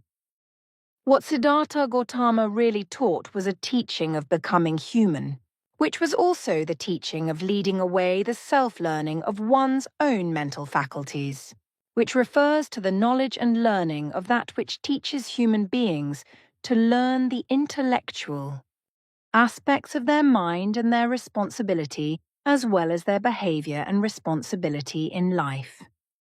And this is far removed from any religion. But the whole thing is aimed solely at helping human beings to develop into true human beings on their own responsibility and initiative. How they should lead their world of thoughts, feelings and emotions as well as their actions and behavior in a positive and balanced way and live correctly. And this within the framework of the teaching of Nocedemion through the teaching of truth, teaching of creation energy, teaching of life, which is taught extensively by the Figu and which Siddhartha Gautama taught and spread in small part in his teaching around 2,600 years ago, but which became hostile and fundamentally distorted over time and became the Buddhism known throughout the world today. This is practically the same way that the teaching of Emmanuel became Christianity through endless falsifications, and the teaching of Muhammad became Islam. So the teaching of Siddhartha Gautama has nothing to do with what today's Buddhism, which is widespread throughout the world, practices, misleads, and abuses religiously. Siddhartha Gautama also left his home because he was in search of further knowledge. So he also gave up his palace life after he had recognized 4 things that he summarized as a necessity of life and that should be done by every human being, which he summarized in the symbol of the Dharma chakra. This is still of importance to say, in the teaching and life of Siddhartha Gautama, there was no hint or prediction of a Buddha Maitreya to appear as the last earthly Buddha. Siddhartha's teaching also made no mention of 5 earthly Buddhas, each of whom was supposed to be assigned to one of the 5 ages Kala, because Siddhartha's teaching did not deal with such nonsense. Siddhartha Gautama was a spindly man, a human being who did not have a big belly, which is supposed to represent prosperity, just as the laughter of the big-bellied Buddha statue also only represents an invented and fraudulent happiness and does not represent a human being who had any relation to the teaching of Siddhartha Gautama. The historical Siddhartha Gautama is also not the founder of Buddhism. He was and is also not a god, but was a very humble ascet human being. What else I have to say, Billy. The teachings of Siddhartha Gautama taught that there is no God, which is also maintained in Buddhism today, despite the tremendous falsification of Siddhartha's teachings. Nevertheless, Buddhism is considered a religion without God, because no almighty creator is worshipped. Because Siddhartha Gautama's teaching was originally focused on creation as such, namely on nature and all universal existence in the form of the purest energy and power. However, this is completely disregarded in today's guided Buddhism. An explanation of the teachings and differences to other religions, which erroneously worship a God-creator, has thus been preserved beyond recognition despite the falsification of the teachings. Buddhism, when viewed correctly, embodies one of the great world religions and fascinates millions of human beings worldwide who, however, do not realize that Buddhism is not a religion and is a complete misconception and falsification of what Siddhartha Gautama's teaching effectively and truly was. This has now been made clear, but it is more than questionable whether this will change anything about this misconception and lead to the correct teaching. Sikhs. I do not know much about this, but that the khanda or khala is an Indian sword that has a wide, single-edged blade with a disc-shaped pommel that tapers to a point.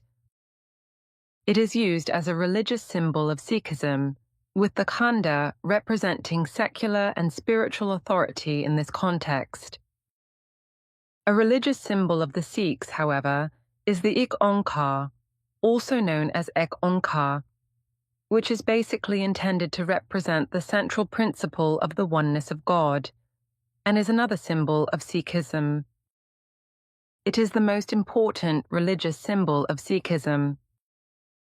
The Sikhi way of life and human beings who follow it are naturally called Sikh, which means schoolman. This is a human being who is willing to learn and who is supposedly guided exclusively by mental wisdom, which also means that he is wise and, as a Sikhi, understands a lot about life. In addition, a Sikhi, female or male, is supposed to recognize their own creative, energetic origin, which enables them to lead a good life. The Sikh way of life is also called the Sikh religion. Sikhism is a monotheistic religion which, as far as I know, was founded in northern India in the 15th century by a Guru Nanak. The followers, who, as mentioned, are called Sikhs, by and large believe in a single, omnipotent and eternal God. They regard him as the source of all things. The teachings of Sikhism focus on the unity of this God, and also on the service that should be rendered to all human beings, regardless of gender, origin, or religion, and of course to the entire mass of humanity in perfect equality. Guru Granth Sahib is the scripture of the Sikhs, and the religion fundamentally propagates service to humanity. My thoughts on this: this is actually the case with all world religions, but the rule proves that the whole thing is just empty phrases.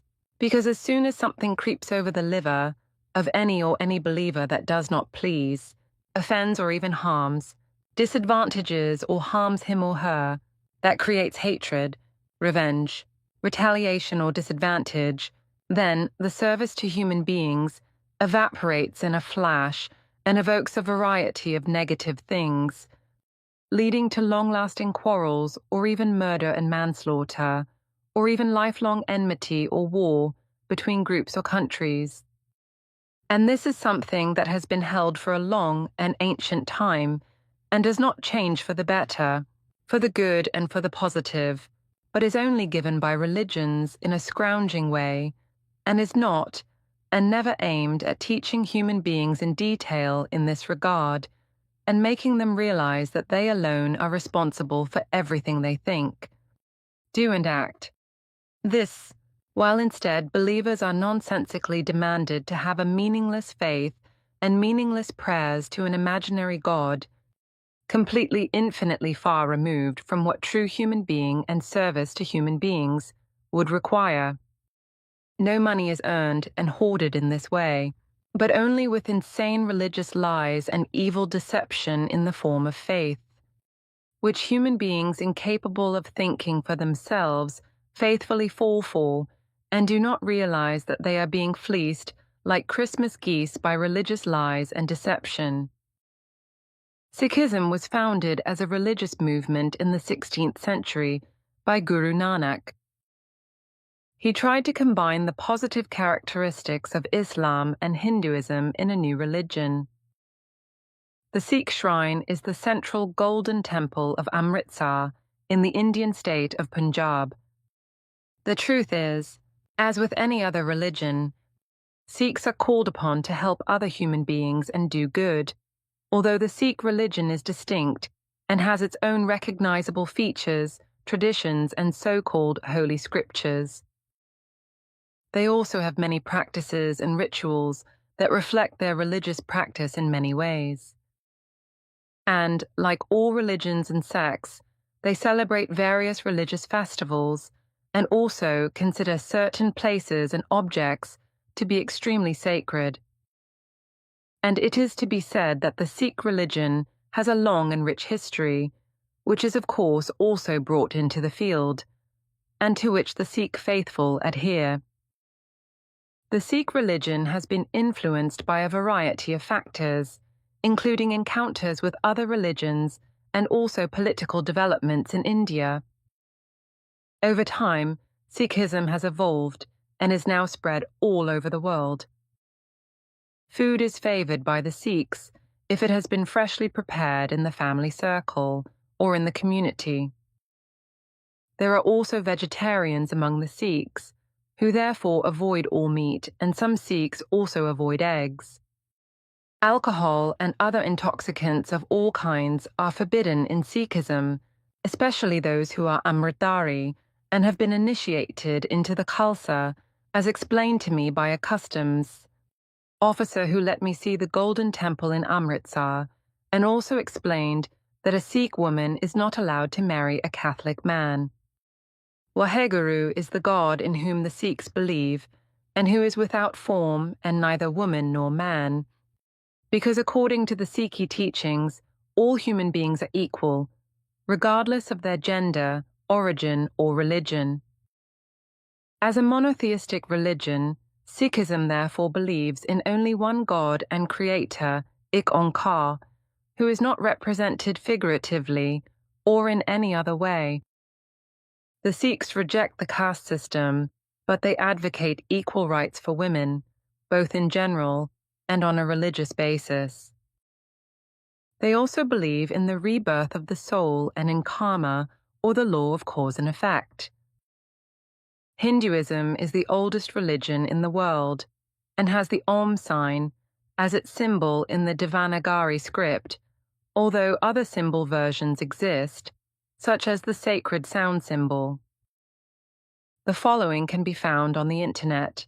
Note: Internet excerpt. The symbol is said to represent the universe and the highest reality, Brahman. It is placed in front of all Vedic mantras and prayers, but is sometimes also appended. The Om, pronounced Aum, is often referred to as a symbol for God in the three aspects Brahman A, Vishnu U, and Shiva M. However, Om is undisputedly the most important Hindu symbol, which is also very often used as an emblem of Hinduism. It also consecrates the swastika, which is considered to bring good luck and is an ancient sun sign. There are also praying hands, which is a sign of respect for the sacred, while in everyday life it means the greeting Namaste.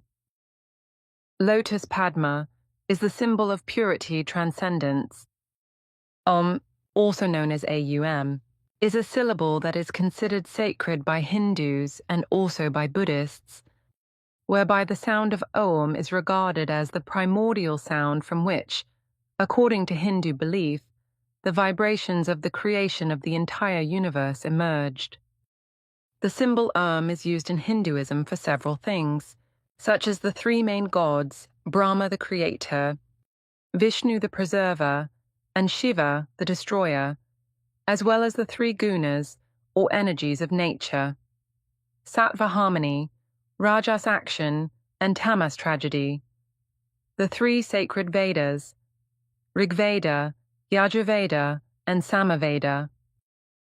Hinduism is also called Sanatana Dharma, which stands for eternal law, and has around 1.3 billion followers. It is an ancient Indian world religion with a variety of faith currents based on ancient Indian sacred texts and the Vedas. The worship of various gods and goddesses and the teaching of rebirth and the law of karma are characteristic, as is also the strong connection to the caste system.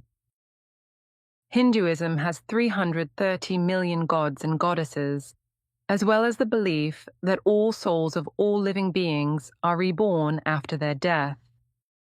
For this reason, Hinduism also speaks of transmigration of souls, whereby human beings, animals, etc., and plants come back to Earth, even as gods, depending on how the life form behaves in the present life.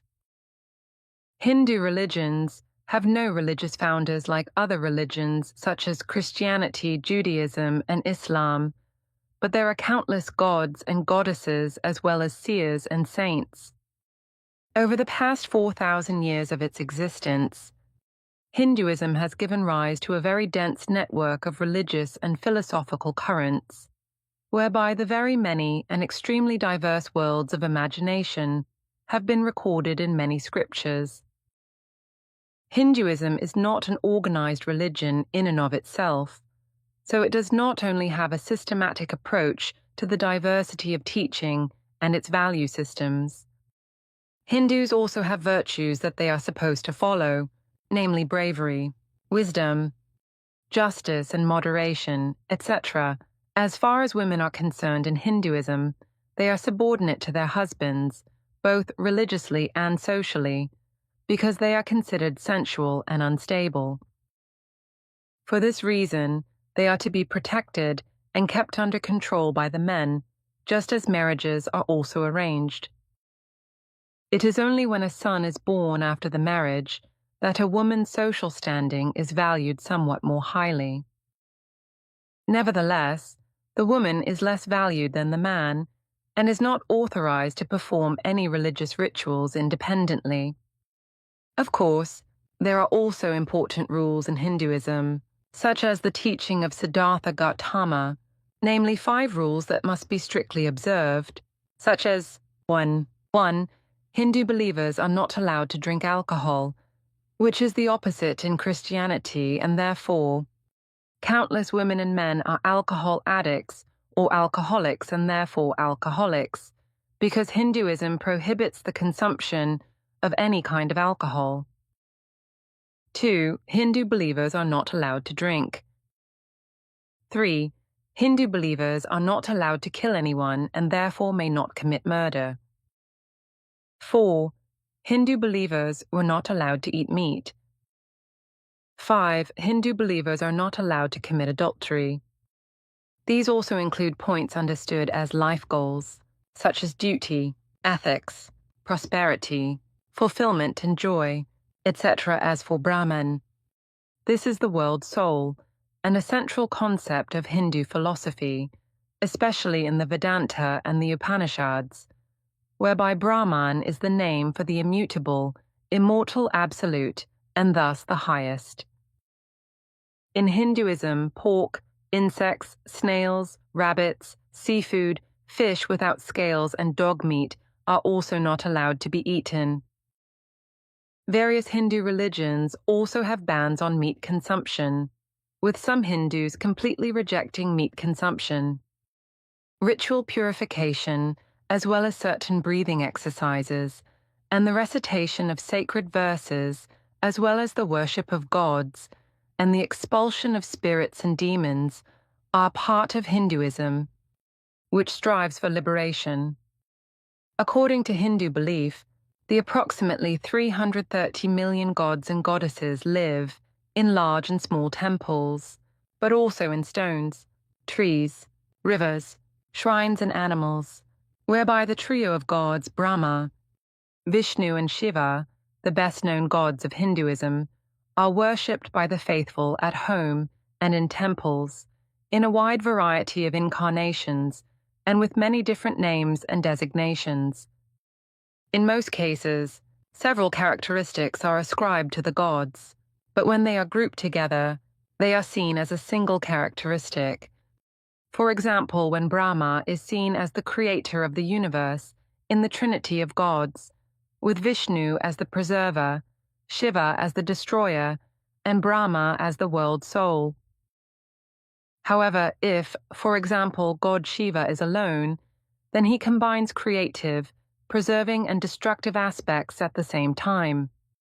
This is actually what my thoughts about Hinduism revolve around, but I would also like to mention that the relationships of the gods and goddesses and their character traits are in a constant state of flux, as are the names of the gods and goddesses, so everything is constantly changing, but everything always remains the same in terms of their essence. A bit crazy, but that is the way it is. And then it occurs to me that alongside all the gods and goddesses who somehow appear to be conceived as figures, they nevertheless function as formless concepts of God in the many different Indian religions. It should also be said that Hindus refer to their various beliefs as Sanatana Dharma, which is understood as eternal law, although the term Hindu is actually an old Persian term for human beings who lived on the eastern side of the Indus River. It should also be explained that a guru is a teacher, a term that comes from the ancient Indian language Sanskrit. The guru actually imparts knowledge to his disciples, who are supposed to find their way out of the darkness of their ignorance into the light. So the guru teaches and advises his followers and disciples in the areas of knowledge, but also in relation to the soul, emotional and physical experience, whereby many Indian families follow a guru, as I have experienced. A pandit is a scholar who often speaks Sanskrit and knows the sacred scriptures and their associated rituals. Then there is the pujari, who performs the daily rituals in the temple, with regular religious services taking place in the temples, often from morning to evening. These services are called puja, during which the priest worships the gods with the help of incense, flowers, prayers, and sweets. These rituals are often accompanied by bells, drums, and singing. And that is actually what I have in my mind right now, although I can say more about it when we talk about it again later. But now I want to talk about Jesuitism, which is a religion that has no binding holy scripture, and which originated before Christianity. Your grandfather Sfaarth and I were able to fathom that this religion was created 2,344 years ago, before Christianity. I was particularly interested in Uruk, which, as we were able to find out, was first created 4,970 years before the birth of Emmanuel, which completely contradicts what the clever historians claim as a result of their assumptions. Consequently, what is claimed today is not true, like much else that such scientists also claim. So it turns out that the beginning of this religion was about 7,000 years ago. Uruk was also by far the largest settlement in southern Mesopotamia 5,500 years ago, and could even be described as a real city. At that time, it was widely known for its monumental buildings, with striking works of art and paintings. However, around 1840 years ago, as had already happened in earlier times, a new natural climate change began, which meant that all land began to dry out on a very large scale, and Uruk and the surrounding area had to be abandoned. Well, Uruk is actually the site of the earliest writing, and Uruk was already one of the leading political centers of the Sumerian territories around 6 millennia ago. Today's ancient city of Uruk is located in Iraq, and it was effectively one of the most important cities that existed at the time as the center of Sumerian civilization.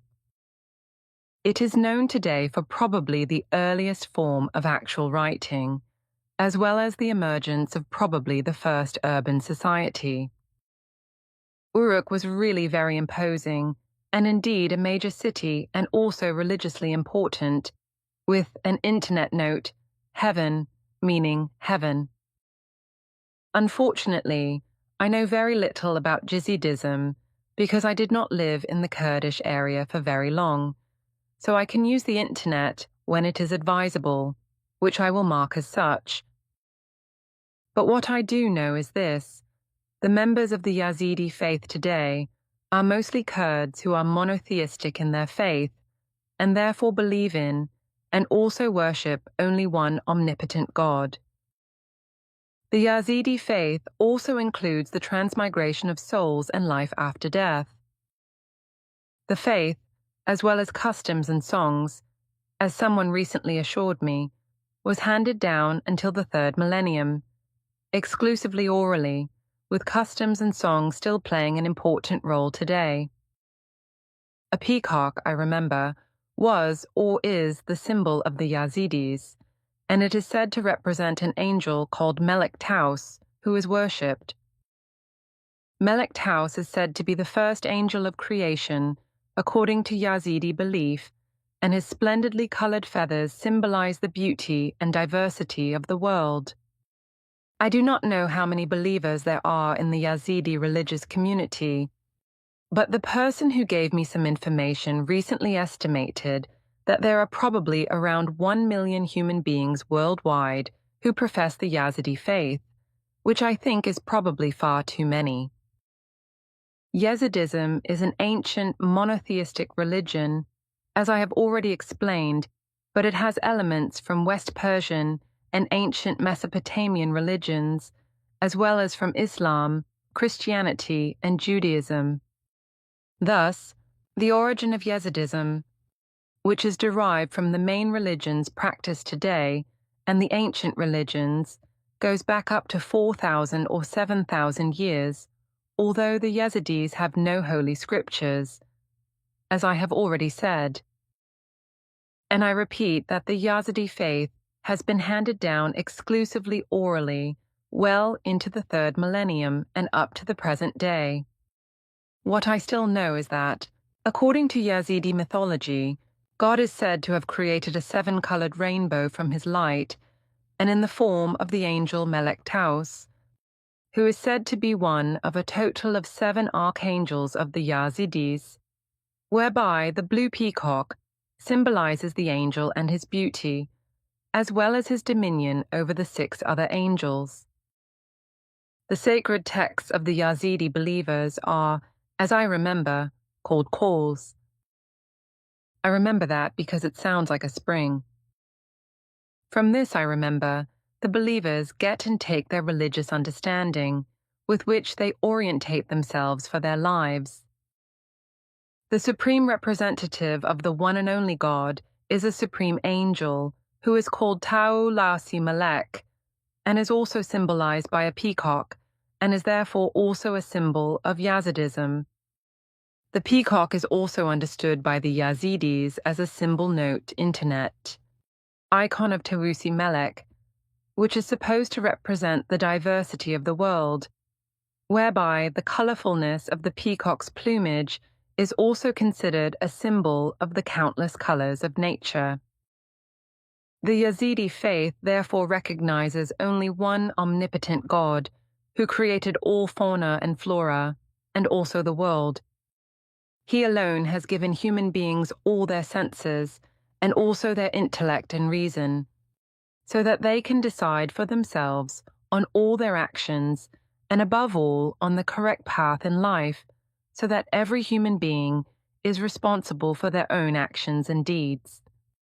I remember a cloth note, internet, bazinbar, a red and white ribbon woven together with cotton thread, which is worn to protect against harm and misfortune, whereby a religious tradition is also observed that certain shades of blue clothing should not be worn, which is said to be related to the Yazidi society's love of nature, because the color blue symbolizes the sky, so avoiding it expresses respect for God. Judaism, and if I now want to say something about its God Yahweh, then he represents an immaterial, omnipotent and omnipresent God of sacrifice, who is supposed to rule both justly and mercifully, whereby the Jews see themselves as his chosen people, because a covenant was supposedly made with him. And when I come to the symbol of Judaism, I have learnt in all my studies of this religion that it has several symbols that are respected.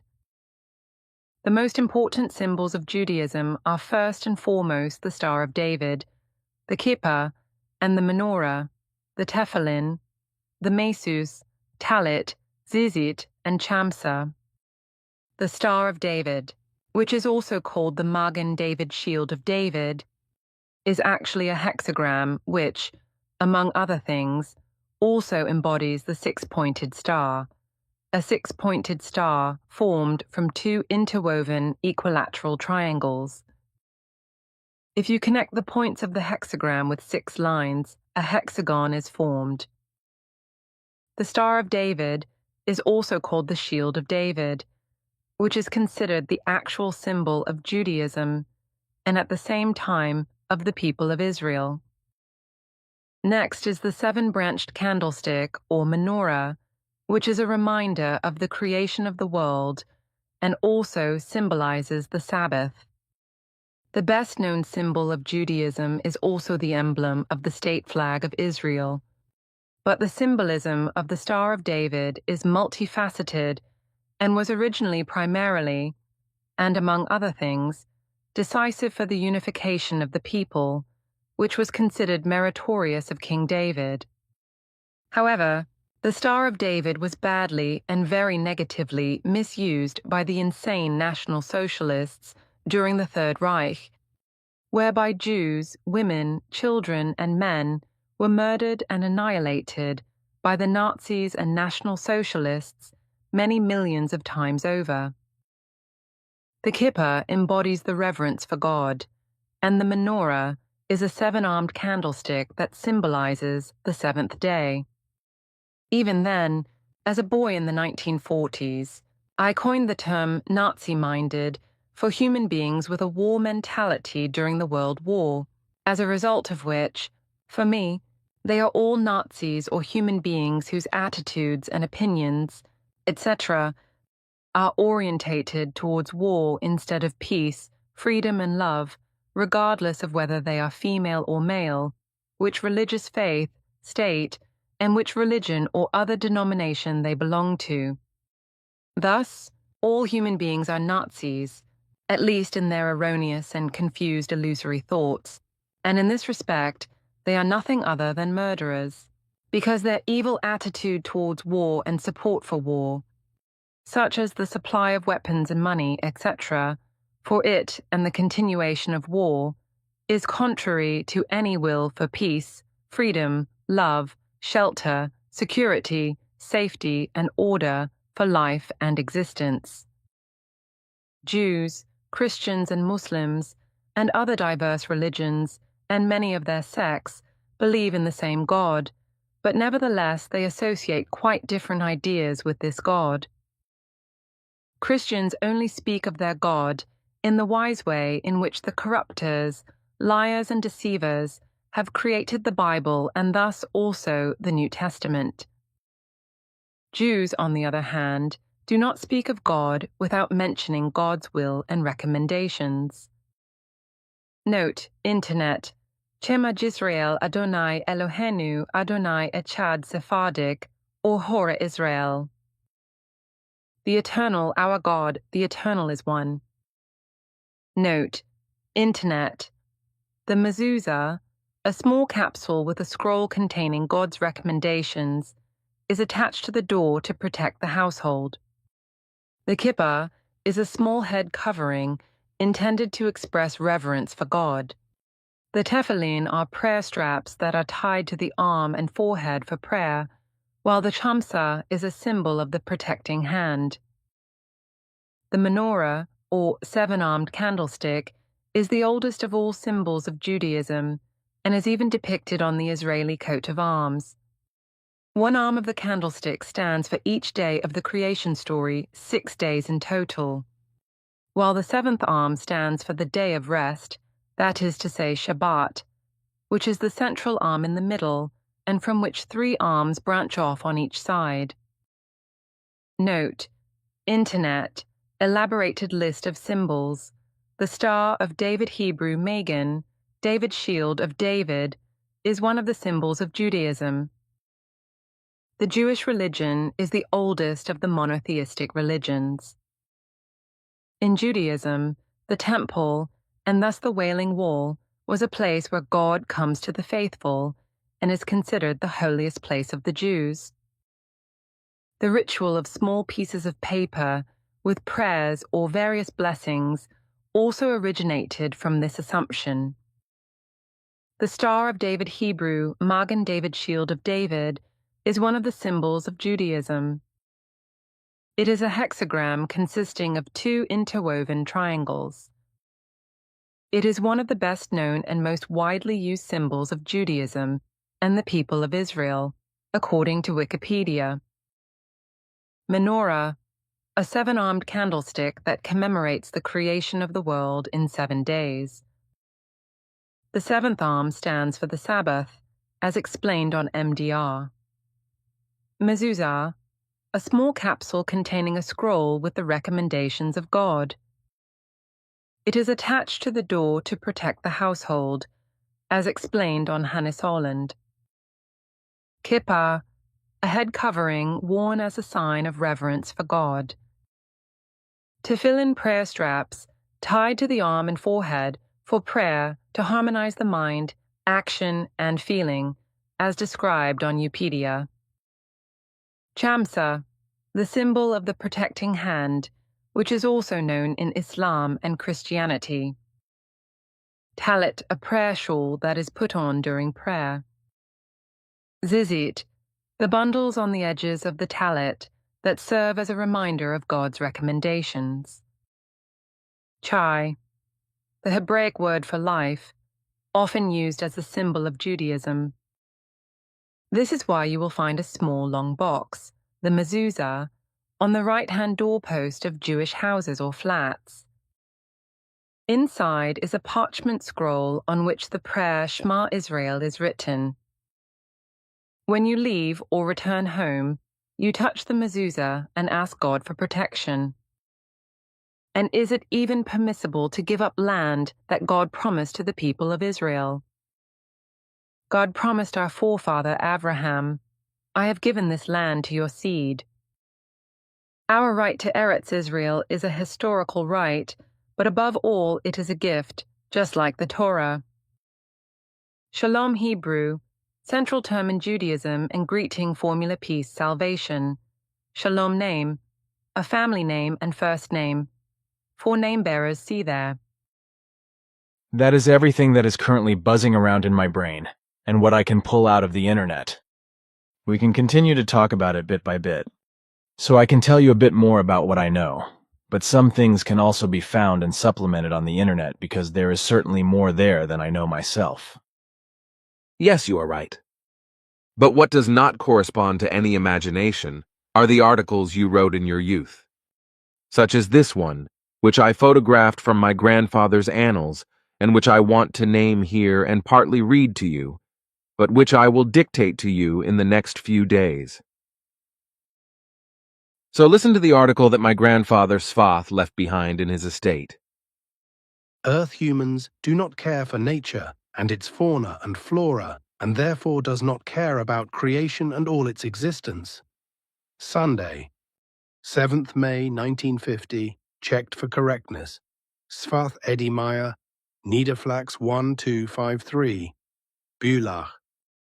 In the future, many malicious and exploitative things will happen on Earth to the Earth's resources and forests, as well as negative and destructive things to the planet through the building up of land, floodplains and meadows, mountain areas, etc., as well as irreparable damage and disaster, and also the extermination of fauna and flora, many thousands of genera and species.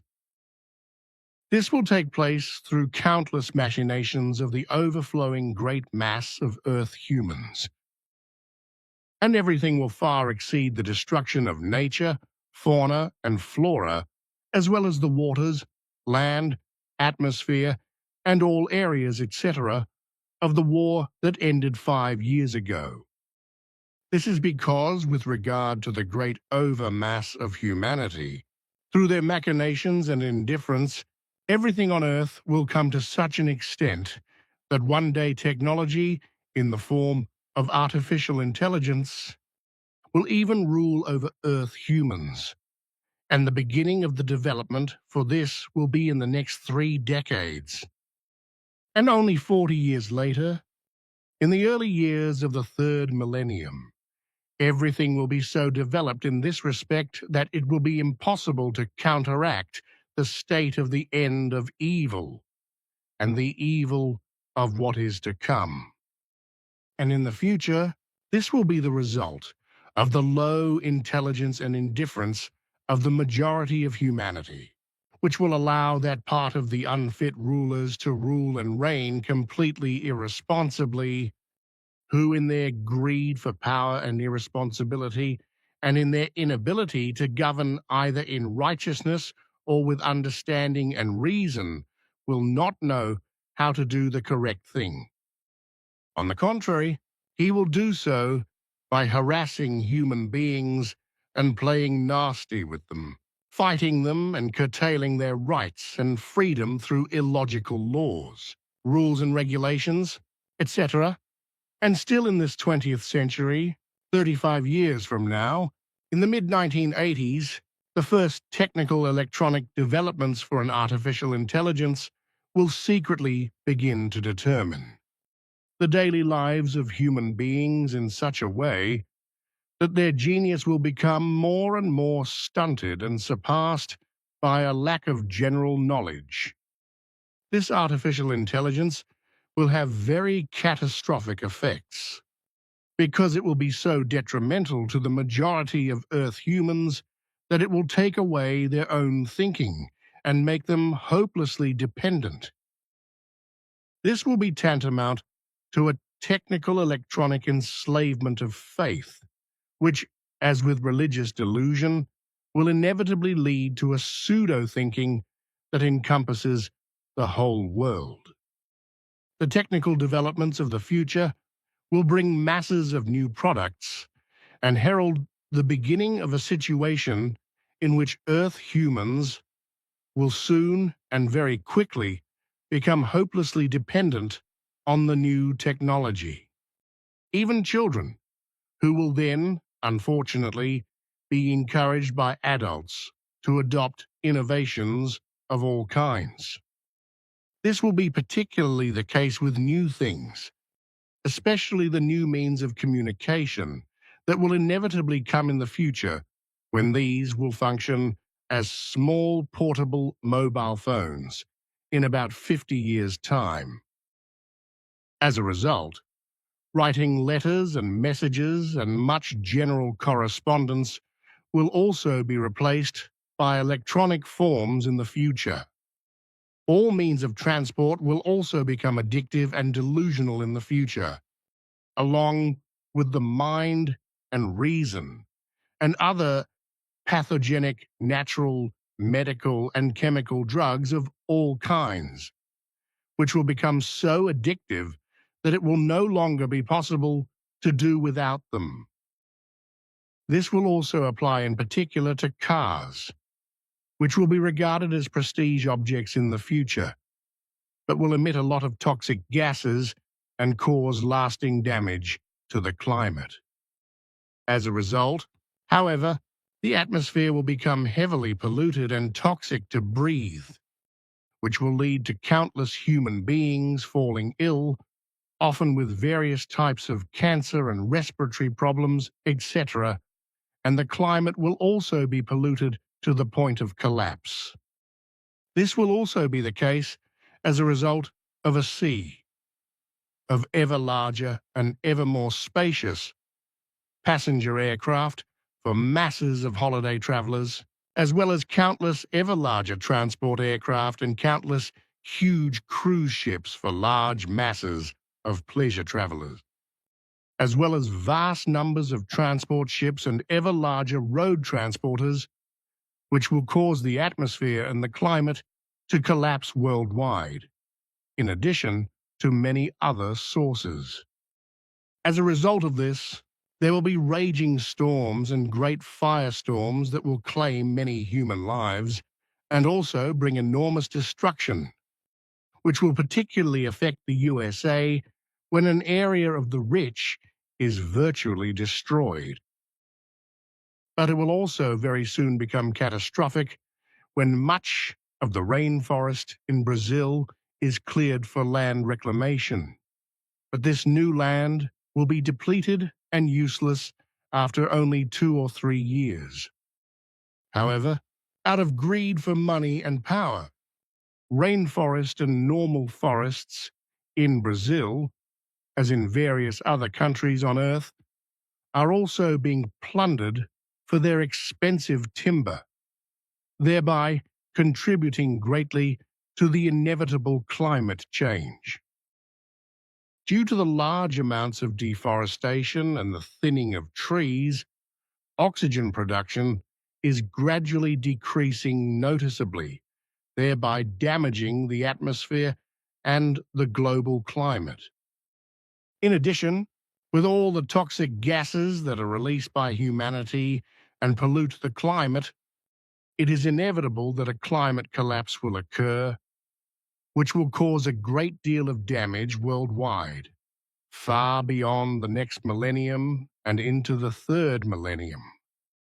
And the toxins spread by humanity will not only affect the atmosphere and the climate, but also the oceans and all waters in the land areas, as well as the entire flora worldwide, which will absorb any kind of toxins spread, mainly by industry, agriculture, and horticulture, in order to achieve higher yielding crops.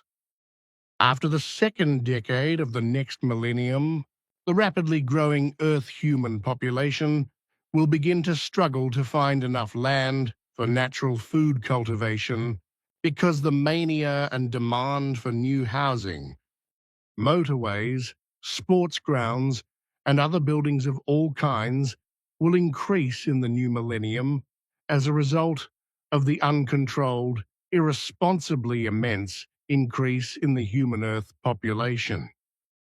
This will also be followed by the irresponsible impact on wildlife and the complete extinction of species and genera of animals, creatures and other living beings by human beings, which will also affect countless genera in species of plants.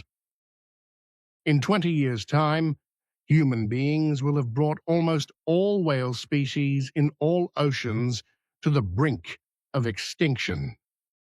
This will then lead to the emission of CO2, or carbon gas, which will be emitted by masses of cars, lorries, motorbikes, ships, aeroplanes, and all kinds of working machines and heating systems, which will be produced in ever-increasing quantities by human beings in the form of petroleum, which will be extracted from the earth.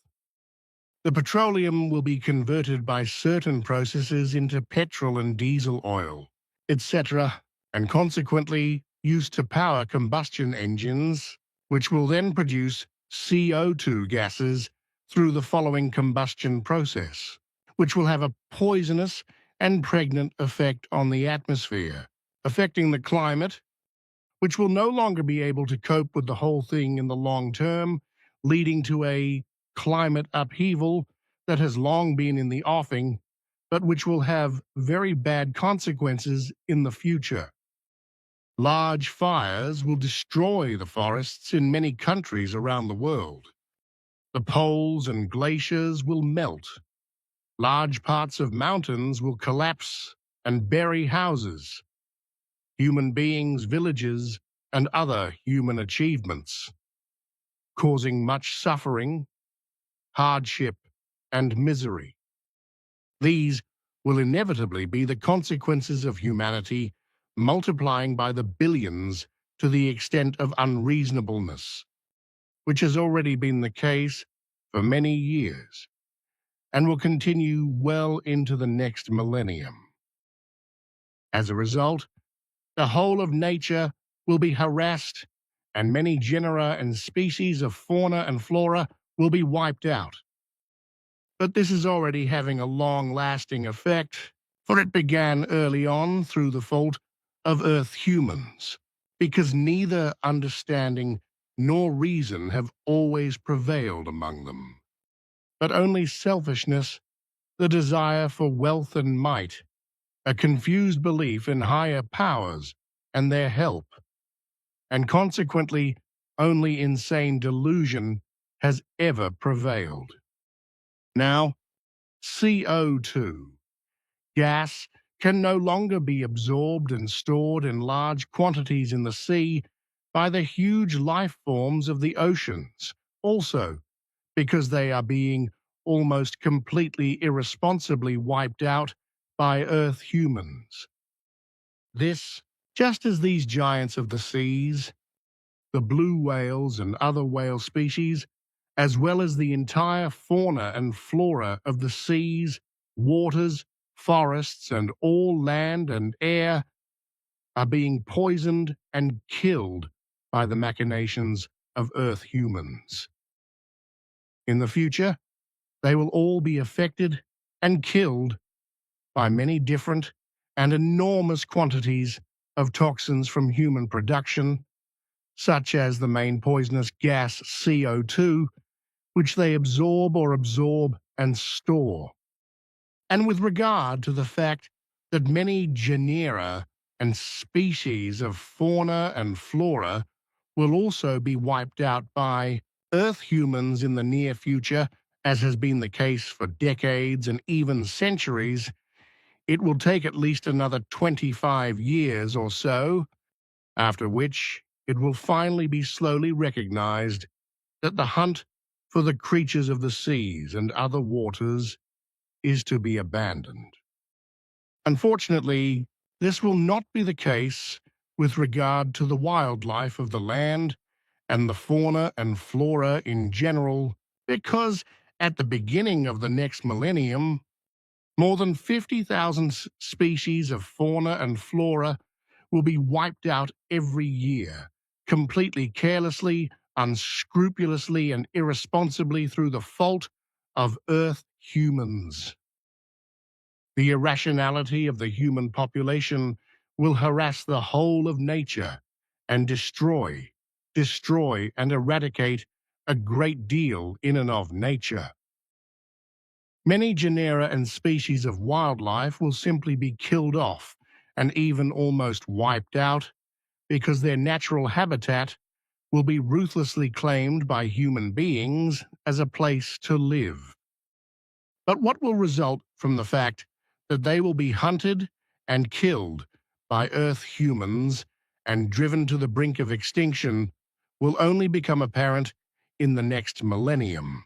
And only when the wildlife forms, as well as other life forms of the seas, the waters, the land and the mountains, and also the air, the forests, and especially the rainforests, etc., begin to turn against Earth humans. And this happens when they first attack human beings individually, but then form groups and kill them. But the low intelligence, stupidity, and arrogance of the sheer mass of Earth humans will not understand for a long time why the wild animals and other life forms of the land, sea, water, and air attack human beings, injure them, or even kill them. For a long time, as a result of the arrogance, sufficiency and arrogance of Earth humans towards nature and its fauna and flora, etc., which are the basis of all life's existence, it will not be understood that all life defends itself against every excess in its own wise way. Life forms of various genera and species decimate themselves when overpopulated. For example, certain animals by flocking together and plunging over rocks into an abyss to their death. This is how aquatic creatures, for example, large whales, bowhead whales, orcas, killer whales, etc., jump onto beaches or roll up to end their lives, either individually or as a herd. Other life forms end their lives or are otherwise decimated by overpopulation according to their genus or species, just as nature itself also intervenes in overpopulation, for example, by spreading a fatal disease or rampantly spreading disease in parts of a genus or species and thus decimating them. The sea giants, especially the whales, will also form groups and act against human beings by attacking and even killing them. Even the other life forms, such as birds and insects of all genera and species, will in the future begin to defend themselves against the Earth humans who harass them and their ubiquitous and adverse machinations. Even if they do not attack human beings directly, they will, depending on their genus or species, come together to form huge swarms and, as a result of their sheer mass, will be able to change something in the life of nature that will enable them and many other living beings, such as animals, aquatic creatures, insects and carnivores, etc., to continue to live or make their lives better. Huge swarms of various genera and species of small and large birds, herds of mouflons, swarms of grasshoppers, ladybirds and masses of giraffe-necked courts, as well as masses of ants, swarms of fish, masses of courts and crabs, swarms of mosquitoes, masses of bacteria and fungi, etc., as well as packs of wild boars, swarms of butterflies, bees, wasps, hornets and hordes of spiders, herds of bison, masses of cockroaches, packs of wolves, rats and mice will not only make themselves abnormally noticeable, but will also become a burden for human beings. But let us now explain what a swarm is, namely a large, uniformly formed and three-dimensional mobile association of flying or water-dwelling genera and species, such as birds, fish and insects, etc., as well as crustaceans, etc. Masses are also formed by animals that form herds or flocks, like other living creatures. It should also be said that animals, creatures, and sometimes other living beings, such as sea creatures and other aquatic creatures, are sentient beings that feel fear, joy, and affection, and that are also perceptible to very attentive human beings, and that many animals also display other emotions. All animals and various creatures, as well as the various higher life forms of the seas and waters, are capable of emotions and grief. For example, when a member or conspecific dies or is killed. Just like human beings when they lose a loved one. Contrary to all the erroneous claims and the absolute ignorance of earthly animal scientists, all genera and species of animals, as well as various creatures and many of the remaining life forms of the entire fauna and flora, have more or less sentient and also reactive abilities, etc., etc. Animals are consistently genera or life forms.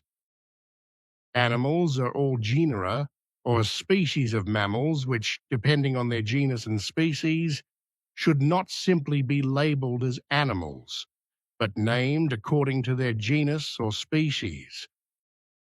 It is fundamentally wrong to simply call all life forms animals, because various genera and species of all living things are different from animals. Only sucker life forms are animals because they give birth to their offspring in a living wise. So let us be clear once again, only animals are suckers or mammals, that is to say, living and thus reproducing animals that produce breast milk and suckle their offspring. They therefore give birth to their offspring directly alive, and do not lay eggs from which the offspring have to hatch alive after a certain incubation period, as is the case with fish and birds, etc. As a rule, mammals feed their offspring with their mother's milk. The animals or suckling animals best known to human beings are probably dogs and cats, as well as rabbits, hamsters, ibexes, barbets, horses and cattle, hedgehogs, cows, deer and stags, tigers and leopards, squirrels, lynxes, hyenas, whales, chimpanzees, gorillas, dolphins, orangutans, and, of course, human beings. All life forms, lower and higher, of the land, sea, air, and water, are thus to be named specifically according to their genus and species.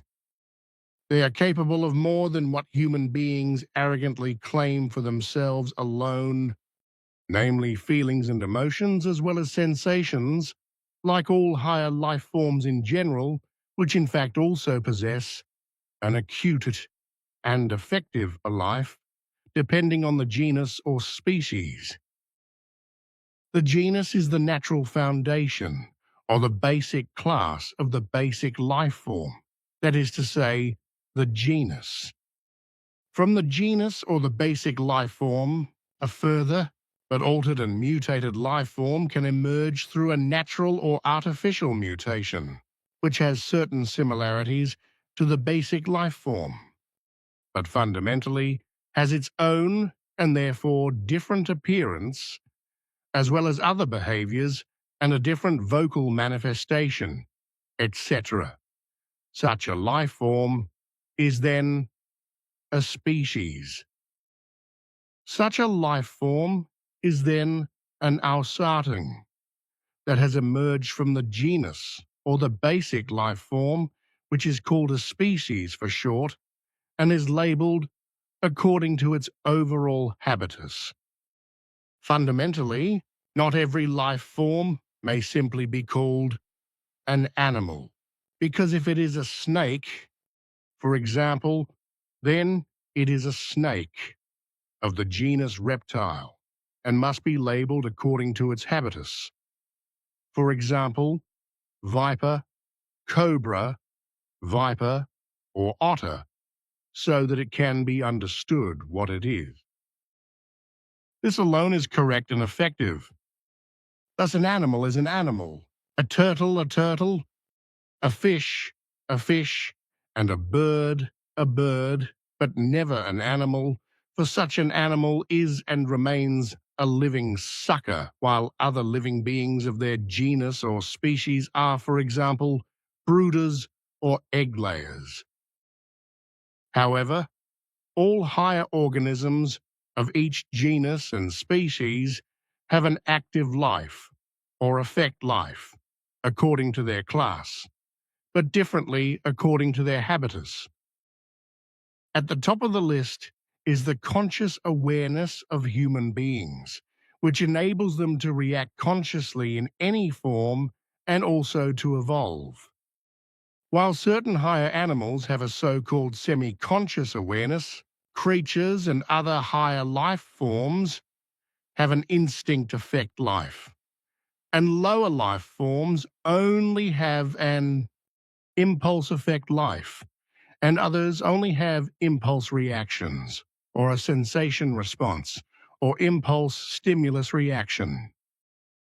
So all this is not the same as with human beings, who have a conscious awareness. So in this respect, everything is different from animals, creatures, and all other life forms. Animals are and remain suckers or so-called viviparous life forms, but creatures are not, because they are breeders, egg layers, or oviparous life forms, which incubate their eggs themselves and endeavor to raise the creatures that hatch from them, or not.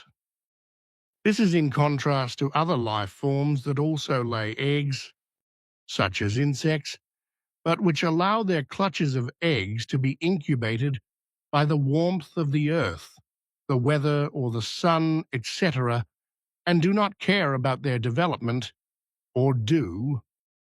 Most insects lay eggs in the soil, inside wood or under leaves, also in plant stems under water, or insects even use other life forms, such as animals and human beings, to deposit the eggs under their skin, from which larvae hatch, whereby the larvae look completely different from the adult insects of the same species. The development from egg to fully formed adult insect takes place in several stages. The development from egg to adult insect therefore takes place in several stages, whereby, as explained, larvae hatch from the eggs and become insects in the course of development. These then go through several molting phases before pupating into a chrysalis and finally becoming an adult insect. In total, There are countless genera and species of life forms, all of which are impossible to list because they exist in millions of genera and species, so only the main ones will be mentioned, such as 1. Vertebrate genera and their species, then 2. The genera and species of invertebrates, such as 3. The genera and species of plants, as well as 4. The genera and species of fungi, and 5. The genera and species of lichens. It should be noted that these various genera and species are found in forests, meadows, moors, and swamps, on fields, mountains, on ice, in the air, and on or in the land, as well as in the soil and in caves, etc. This, as well as in the seas and in various bodies of water on the planet. These life forms are mainly genera and species of mammals and creatures, as well as amphibians, insects, fish, birds, reptiles, lizards, mollusks, butterflies, moths, beetles, worms, dragonflies, grasshoppers, wasps, bees, hornets, plants, trees and reeds, etc. The most well-known life form on Earth is the human being. But it is not descended from a genus or species of ape, as Charles Darwin lugubriously and fraudulently claimed in the form of bone falsifications.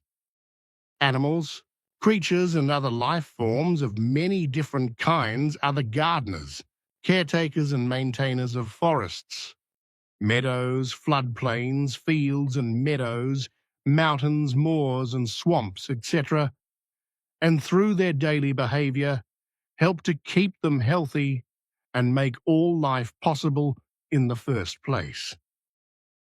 Their role in these important ecosystems affects the air and climate in which human beings live for thousands of kilometers. For their own health and survival, human beings need all areas of nature, the seas and waters, with their fauna and flora, and thus all life forms in general. Therefore, it is man's duty to preserve and save wild animals, as well as all aquatic life forms, instead of hunting and exterminating them. So hunting is to be banned, as is the shooting of airborne life forms. But the plundering of marine and aquatic life forms is also to be banned. This, as well as the dumping of rubbish, toxic waste such as rubbish, plastic, poisons of all kinds and etc., is to be banned, because it affects all life of fauna and flora, and thus also that of human beings, and even endangers it immensely.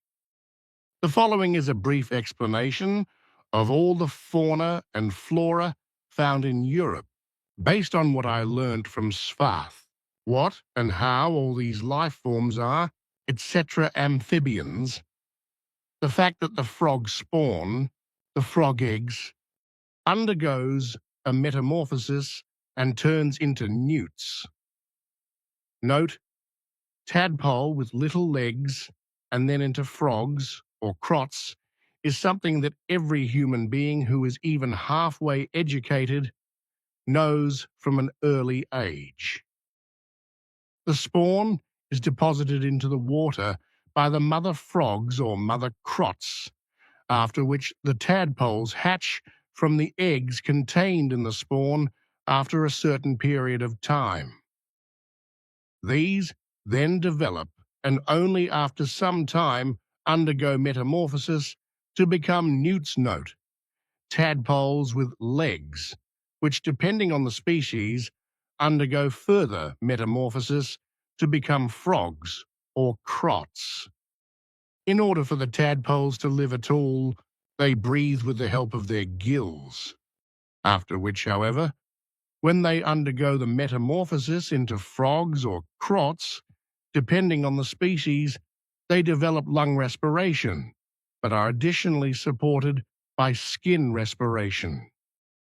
The frogs and crots exist in various genera and species, whereby these amphibians occur in many genera and species as well as in groups and are harmless croakers in Europe, except for the poison frogs in the Brazilian jungle, which are called poison dart frogs, etc. bees. There are a few special things to explain here. Wild bees are of various genera and species, but they have nothing to do with honey bees, which are actually known to human beings, at least from the horary tale. However, there are many more bee species in Europe, such as wild bees, which are represented in Europe by more than 500 genera and species. A few of the genera and the species of wild bees are organized as neatly or similarly as honey bees, while the majority of all genera and species of wild bees live individually and are therefore solitary. All female wild bees have a sting that is poisonous but harmless to human beings, so there is no need to be afraid of it. Furthermore, this should be explained. Wild bees are peaceful creatures and are not aggressive, but when a female wild bee stings, it is most likely because the bee is being tormented or is in distress. Honey bees, only female honey bees, that is to say, queens and workers, have a stinger, which is barbed. Male honey bees are called drones and therefore have no stinger. The stinger of the female honey bee is a modified laying stinger and is used exclusively for the defense of the colony. The term laying stinger refers to the organ that was originally important and used for laying eggs, whereby this has changed in the course of evolution in female honeybees, namely in such a way that the laying stinger has developed into a defense stinger that is now only used for defense. The original function of the ovipositor stinger in bees or their ancestors was an organ used to lay eggs in plants or other hosts. In honeybees, however, this laying stinger has been transformed through evolutionary change so that honeybee workers now use it as a stinger, which is connected to a venom bladder for defense and thus also inject bee venom. The stinger is a pure and important weapon of defense for the bees and serves exclusively to protect themselves from potential enemies and to injure attackers. However, this is only reserved for female bees, that is to say, queen bees and worker bees, which alone possess a stinger that also injects venom, but was originally and naturally developed for laying eggs. So the stinger of female bees has evolved into a defense stinger and has become an important weapon of defense for female bees. Plant wasps use the stinger to sting plants and lay eggs. In the case of ichneumon wasps, it is used to lay their eggs in insects, etc. The ichneumon wasp is a hymenopteron and has a parasitoid lifestyle, which means that the larvae of the ichneumon wasps grow inside or on the outside of insects. These hosts are often pests, which are then killed. Therefore, ichneumon wasps are actually important beneficial insects in terms of biological pest control. The sting of bees was originally used according to its very different forms, in particular as a laying apparatus, laying drill, laying sting, laying tube. It was used functionally by female bees to lay eggs in various substrates. When a bee stings, it dies, because depending on the thickness of the human being's skin, the bee cannot pull out its stinger when it stings him, so it is injured and dies. It is also important to know that honeybees do not sting intentionally, but only instinctively when they feel threatened. The human being is stung by a bee, and if he does not remove the sting quickly, the venom bladder pumps the venom into the sting wound, causing the pain to occur and become more intense, which also makes it last longer. The human being is susceptible to bee stings, which triggers an allergic reaction. Honeybees use their stinger to defend their nest against intruders. There are so many genera and species of fish worldwide that they cannot be listed. Fish also colonize streams, rivers, lakes and seas in addition to almost all standing water. And there are a whole range of genera and species that accompany other fish as pilots or protect them, keep them free of parasites or protect them from predators, such as fish that skin corals, etc., etc. Certain marine fish, such as whales, traveled more or less long migrations to mate in certain places, while freshwater fish also seek out certain areas as spawning grounds, where they can migrate and lay their eggs or spawn in order to reproduce. However, this is only possible today if there are no impassable weirs, such as barrages, blocking their way. Spawning grounds can be natural areas, such as rivers, lakes and seas, but also artificial spawning aids, such as spawning grids or pike nests. About 75 genera and species of grasshoppers are native to Europe. Depending on the genus or the species, they are equipped with long or short antennae, and mostly with double-paired chitinous calotte wings, which in turn are built up with vein structures. They consist of two fan-shaped pairs of wings. The front wings, which are often folded and hard, protect the soft hind wings.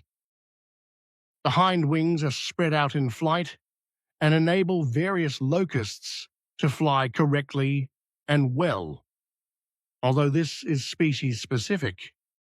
The grasshoppers are divided into short-footed grasshoppers and long-footed grasshoppers, whereby some are in stages to other forms, the development of which will take thousands of years, whereby their wings have already largely regressed in the course of the past 300,000 years.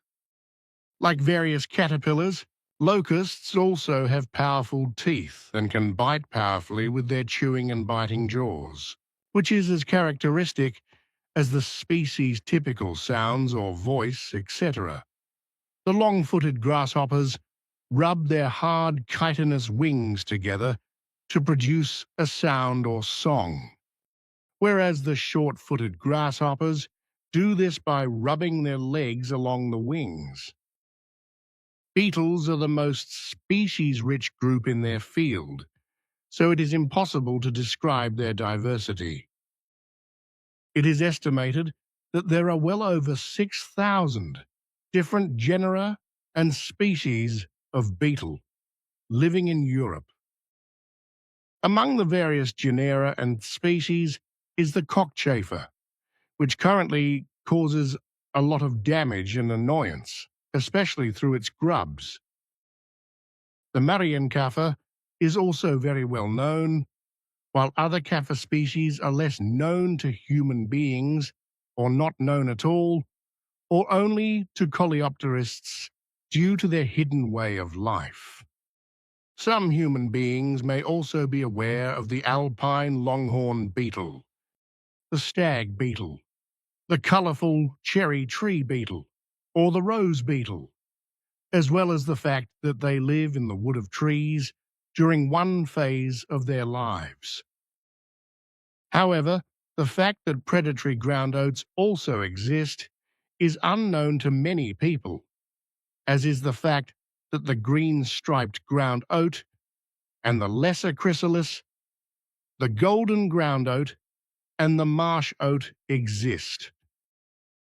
Anyone who does not know that various Caroleans can bite powerfully should get to know the large mouthparts of a dune sandpiper.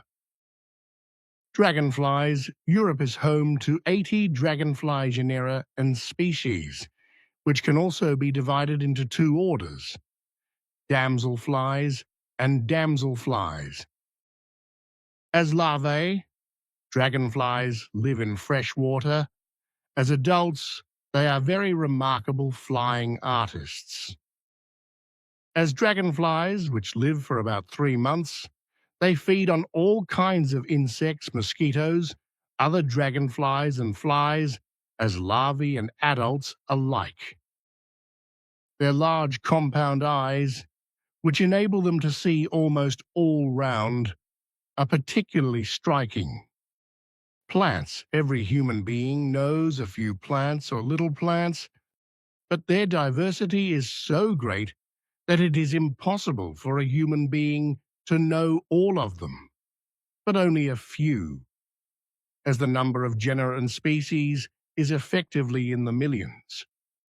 Only very few human beings are aware of a certain diversity of the plant world, except botanists, who ultimately deal with it professionally, but even they have limits, because it is also impossible for them to know the entire immeasurable diversity of plants that exists on planet Earth. There are several thousand different genera and species in Europe, but there are so many worldwide that they cannot be counted, nor can their existence be found and explored in all parts of the Earth, mainly in its primeval forests, seas, and interior. What is known ranges from the tiniest plant. Through the teachings of Svarth, I am only familiar with a tiny water vane note, dwarf duckweed, as he called the tiny growth, to the largest and most gigantic sequoia. Botanists are well aware of the most common plants, from small to large, of all known beautifully flowering meadow flowers, of mosses, grasses, shrubs and trees, but everything is only a part of what in truth exists as a whole. Reptiles are snakes of all genera and species, as well as lizards, sand lizards, wall lizards, green lizards, crocodiles, caimans, alligators, gavials, iguanas, geckos, chameleons and skinks, as well as monitor lizards, etc., and a species of turtle that belongs to the reptile group. Snakes can be divided into their many genera and species, as well as poisonous vipers and adders, and also non-poisonous vipers. What all reptiles have in common is that they practically jump out of their skin when they grow. Butterflies and their diversity are truly impressive, and the impression is further enhanced by their close observation, which shows that in nature in Europe there are 4 different forms of butterflies in particular, starting with the inconspicuous egg, then strikingly with the caterpillar, and also with the chrysalis, and fourthly with the butterfly itself, which moves through the air as a scaled and often extremely colorful, fluttering creature. Many butterflies are of enormous importance as pollinators of flowering plants. They are completely defenseless creatures which, it seems, are able to evade and escape their predators by means of warning colors and poisonous deposits, as well as exchange maneuvers. Mammals, which as we know also include human beings, are creatures that give birth to their offspring alive and feed their offspring with their mother's milk. This is why they are also referred to as mammalia, which refers to the fact that all female mammals have a mammary gland. The suckling of the young by the mother has another very practical advantage, namely that the parents can keep their offspring under supervision and in their care for longer. Birds exist as songbirds, birds of prey, waders, waterfowl, which are estimated to number between 9,000 and 10,000 bird species worldwide, while Europe is estimated to have around 300 to 350. Europe is also very important for migratory birds, which stop off in many places on their way south. And in winter, many bird guests from the far north remain in the European countries and their lakes, such as Lake Constance. These birds of various genera and species lay their eggs during their stay, which they then also hatch and produce offspring. This is also the time when the birds molt or change their plumage, which is a particularly sensitive and dangerous phase of their lives. This is particularly the case because human beings are often ruthless in their exploitation of the environment, to which many bird species react extremely sensitively in the event of disturbance. Birds are bioindicators, living beings like many other organisms which react to environmental influences and in this wise are an early warning system for the quality of the environment.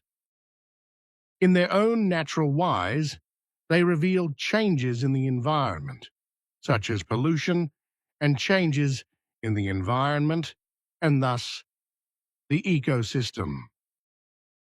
Bioindicators can also be other and very different types of organisms, such as the entire fauna and flora or the extremely diverse microorganisms.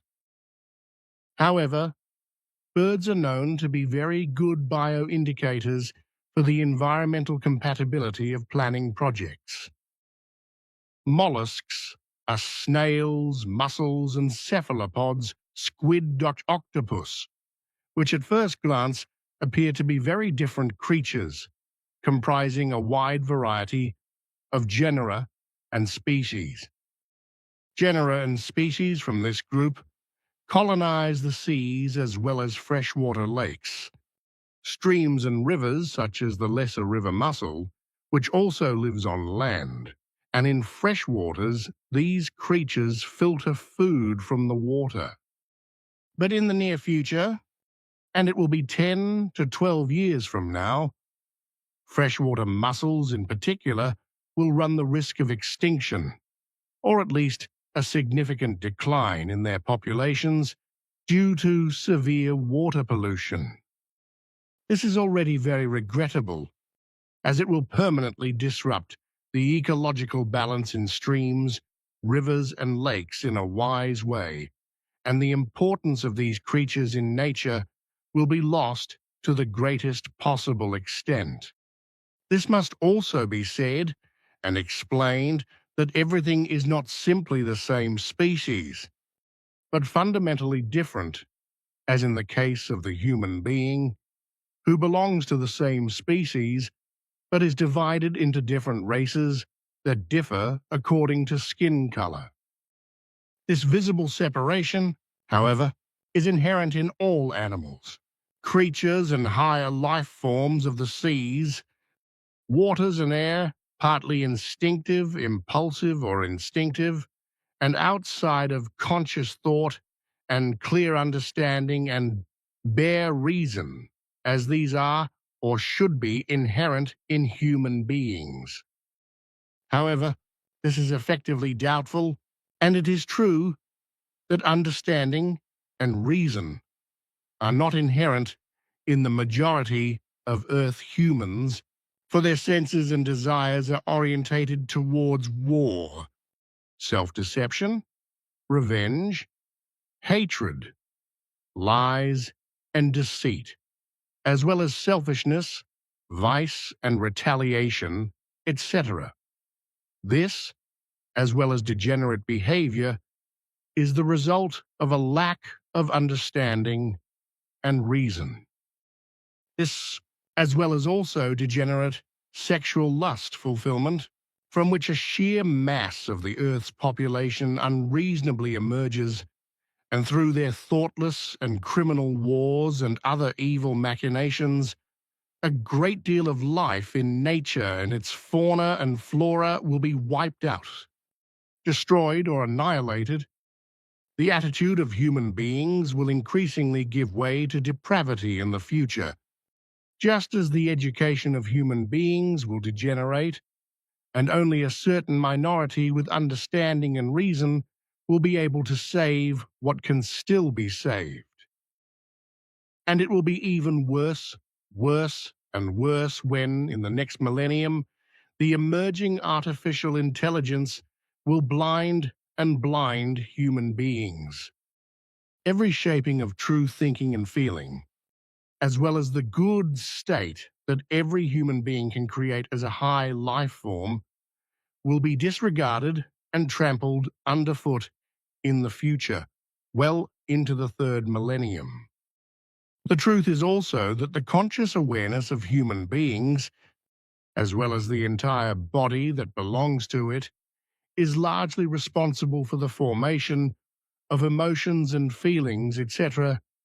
The human being is also responsible for the formation of the body. Just as the human being is also capable of the emotions of joy and sorrow, as well as grief, which is not only peculiar to human beings, but also to every other life form, capable of grief and expresses itself in him as emotion. He should build this up more strongly and more strongly within himself in the future.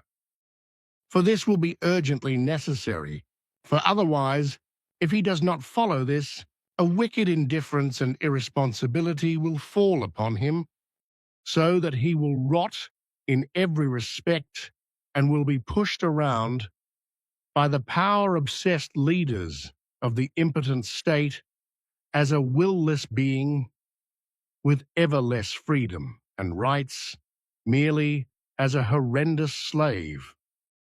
However, it is also very important that other issues are addressed, namely nature and its fauna, which is to say, the loss of insects, which will be caused in particular and mainly by the coming commercially orientated, industrial, and intensive agriculture and horticulture. This is because these natural food-growing businesses will spread and release many hundreds of poisonous species into the wild in order to irresponsibly combat the insects and pests, etc., they do not want, and to greedily increase the yield and growth of their products. However, the entire food industry must also be mentioned in this context, which in future will use harmful chemicals to flavor its many products. The longer, the more. It will also become common for food to be mixed with crickets processed into flour and liquids, as well as with flour from cereal mold oats and flour from migratory locusts. flour, oat larvae, and also from mealworms and various creepy crawlies, etc., these flours and liquids will be processed in a variety of ways. These flours and liquids are then processed into many foods, such as chocolate, bread, biscuits, other baked goods, cheeses, jams, spreads and pasta, etc. Of course, these ingredients are labeled on the packaging, but only with numbers, etc., so that the human beings who read them do not know what the ingredients really are. And in this respect, at the beginning of the third millennium at the latest, such insect meal, as it will simply be called, will be mixed into many foods, whereby many consumers will not know what they are eating in foods that are adulterated with insect meal. So this is inevitably coming at the beginning of the third millennium. Just as many other things will also be done to food unknowingly to consumers. So consumers will know nothing and also understand nothing, even if they read and study all the contents labels. But all of this is only one thing, because it will also be particularly bad when the descendants of those who lived in the Nazi Empire will be at the helm of state leadership in the coming new millennium, and will continue to orientate the attitudes of their ancestors, their parents and grandparents, as was the case during the last World War. And their attitude will be that of war, murder, torture and destruction, so that they will also be Nazis in the coming third millennium, without them being able to recognize this themselves in their powerlessness and low intelligence and conjuring up evil. As Svarth and I have seen, their illogical, illusory thinking, decisions, actions, and behavior will bring nothing good in the future of the new millennium. If everything is considered, then there will be no peace, no freedom, and no security, but war, destruction, and devastation will shake the world. As will happen many times in the coming decades of this century, this will happen as far away as the Middle and Far East, very often through the fault of America. And in the coming Germany of the next millennium, the majority of the power-obsessed leaders of the state will be war-lusting from the very beginning of the first decades, and will interfere in a war in Eastern Europe, provoking new calamities and even endangering the whole of Europe. The entire mindset of those who will think like Nazis in the future in the third millennium, like their ancestors before them in the Nazi Empire, at least from 1939 to 1945, will not want real peace and freedom, because in their mindset and in their behavior and aspirations, there will be war and power grabbing, through which they will conjure up evil. And many state leaders and parts of the people will then be called Nazis, because in their attitudes and opinions they will only cherish war instead of peace, and will lasciviously grant false justice to all those who will bring warlike and unpeaceful mischief into the world by supplying weapons and money. They will all be the power-hungry, war-minded, and Nazi-minded people of those state leaderships, and the people who will lie that a belligerent right for warmongering self-defense is the right. And this will already be the case at the beginning, and especially in the third millennium, when America will unleash an unjust war in Eastern Arabia with enormous lies, and also provoke a vicious and long-lasting war in Eastern Europe, in which many state leaders and lowly intelligent and simple-minded parts of the peoples of foreign states will take sides. And this will also be the case when, in around 75 years' time, a Hitler-like Nazi genius appears in Israel, which was founded 2 years ago, and war is waged against the Arab states, and mass murder, in the sense of genocide, is carried out. This will be the same as ever, because the Nazi-like Israeli war leader will be able to carry out his war-murdering work scot-free, without being punished for it, because, on the contrary, he will still be granted the right to wage war. This will lead to Arabia opposing the new Israel, and warlike attacks against Israel will emerge far to the south, which will also be hostile to Persia and trigger acts of war across other states. In the third decade of the next millennium, however, the leaders of the Third Reich, which ended 5 years ago, and of France, will do everything in their power to ensure that renewed hatred arises and leads to enmity and all kinds of evil, and even to murder, manslaughter, and, in great fear, even to incitement to war, as will also be the case in Switzerland, where various leaders in Bern will then treacherously destroy the country's neutrality and make Switzerland an outlaw for war attacks, and also act contrary to the constitution of the state. In addition to all this, an already noticeable climatic upheaval will continue to be demanded, which will effectively take place and cannot be stopped. Urbanization and land sealing, as well as the high use of pesticides and other poisons of all kinds, mainly by agriculture and large-scale horticulture, as well as private individuals, will destroy the biodiversity of the insect world and other living creatures, and wipe out much of it.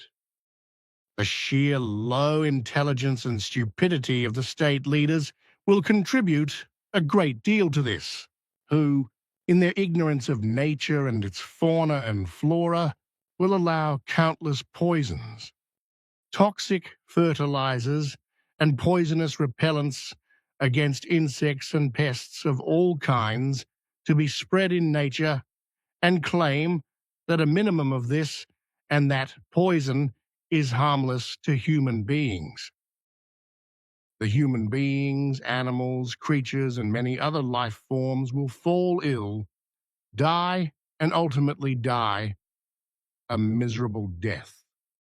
However, only a few human beings will effectively worry about this and also think deeply about how the evil can be stopped and what can be done against the death and extinction of a great deal in nature and its fauna and flora, especially with regard to the vital diversity of insects and wildlife forms. The industrial agriculture that will inevitably emerge quite soon in the future, as well as the commercial horticulture that will now emerge in the future, the reason for which will be the crazy endless growth of the human population, will not only make life difficult for many small and large animals in the fields, meadows, and forests, and rob them of their habitat, but also that much life will be wiped out. Large-scale cultivation and the irresponsible use of fertilizers treated with various toxic chemicals contribute to insect mortality, whereby the bird populations of the various genera and species also decline drastically with the insect mortality, as does the biodiversity of the insect world due to the many poisons.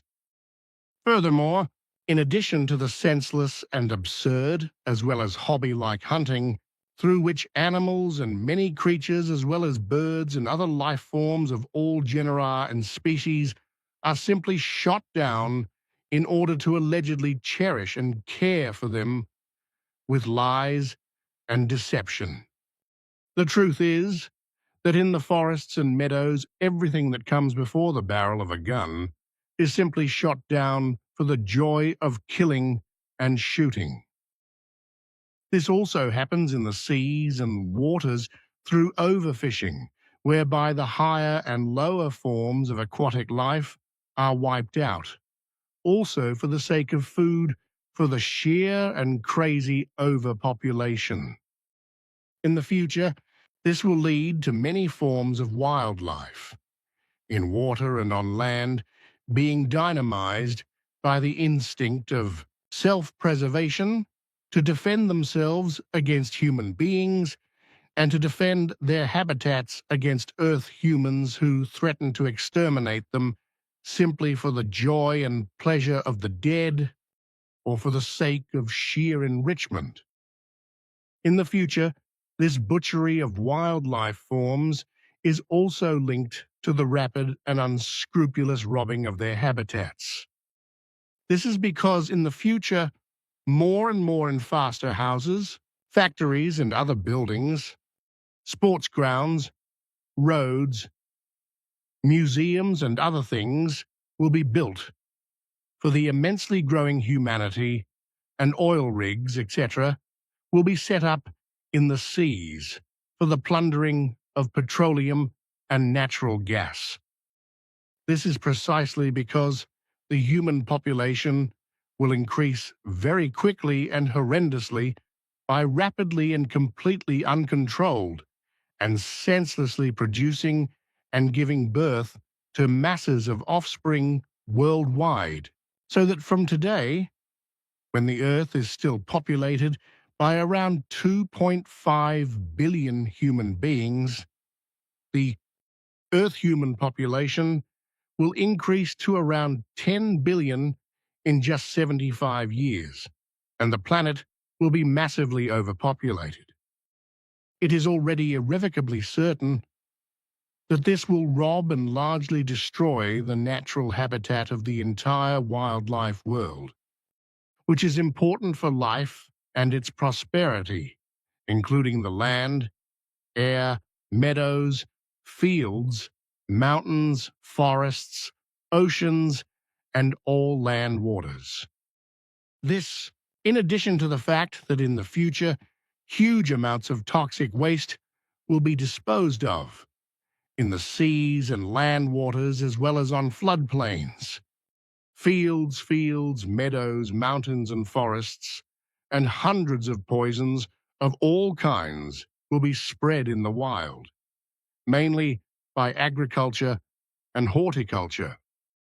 However, neither the manufacturers of the hundreds of poisonous products, many toys contaminated with poison, nor the emerging plastics, Eternitaire and plastics of all kinds, etc., nor their users and consumers will be concerned that much of the natural life of fauna and flora will be poisoned and die miserably as a result.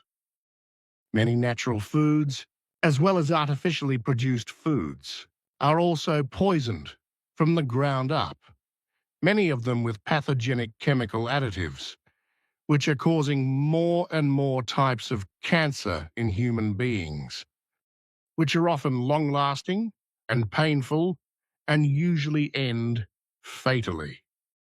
Forests, their trees, bushes and shrubs and all the countless other plants of all genera and species are not the only life forms that absorb CO2 from the atmosphere and store these toxic gases. Whales and many other aquatic creatures also do so. But elsewhere there are also all the wildlife forms to which we owe the fact that life can exist on Earth at all.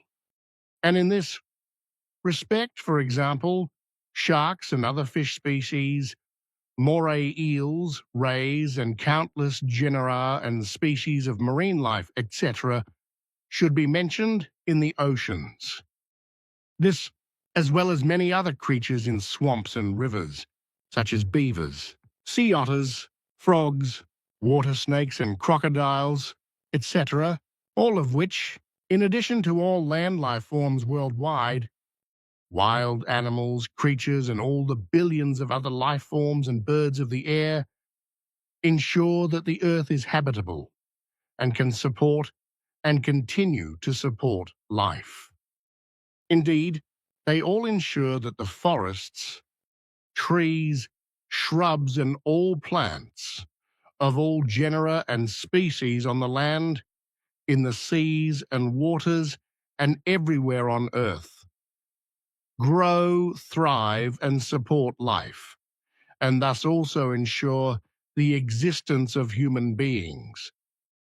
If they were all absent, then no life would be possible on Earth, in all the seas and waters, because everything would be completely lifeless and dead, just like all the land masses, deserts, swamps, and moors, the mountains, and all the air.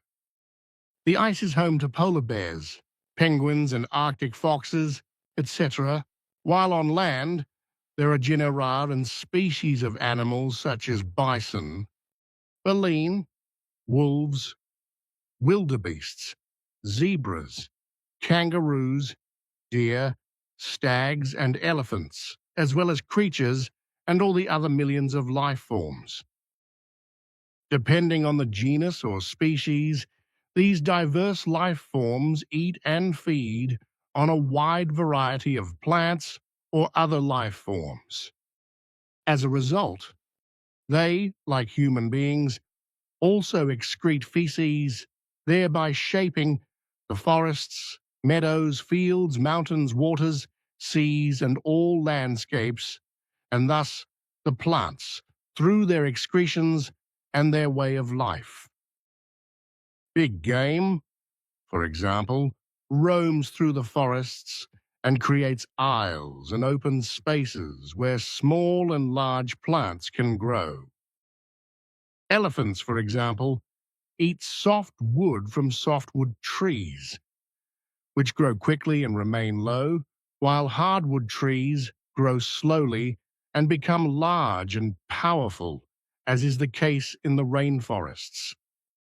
Through their food, depending on their genus and species, the wild animals and creatures, as well as the many other living creatures, maintain the existence of all living beings, such as insects, cheetahs, bees and wasps, snakes, crabs, crocodiles and frogs, worms, caterpillars, moths and butterflies, and also bacteria and viruses, mice, fungi, metis, rats, ants, worms, and well over 100 billion genera and species, etc., etc., which will keep all gardens, soil, forests, meadows, and pastures healthy, as well as also the population of wild animals and creatures, just as it is done in the seas and land waters, as well as by the birds of the air.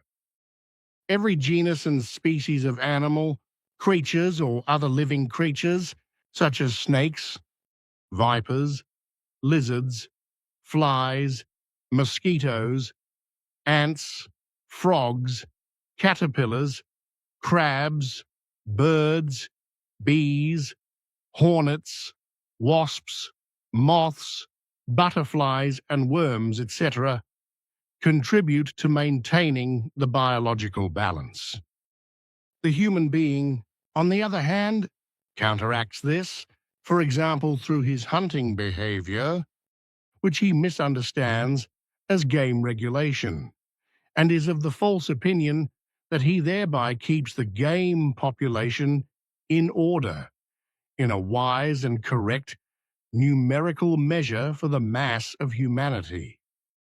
However, the fact that the number of wild animals and creatures as well as all other life forms is natural is completely disregarded, as a result of which creatures and wild animals, etc., are decimated, which even leads to the extinction of various genera and species of animals and creatures, etc.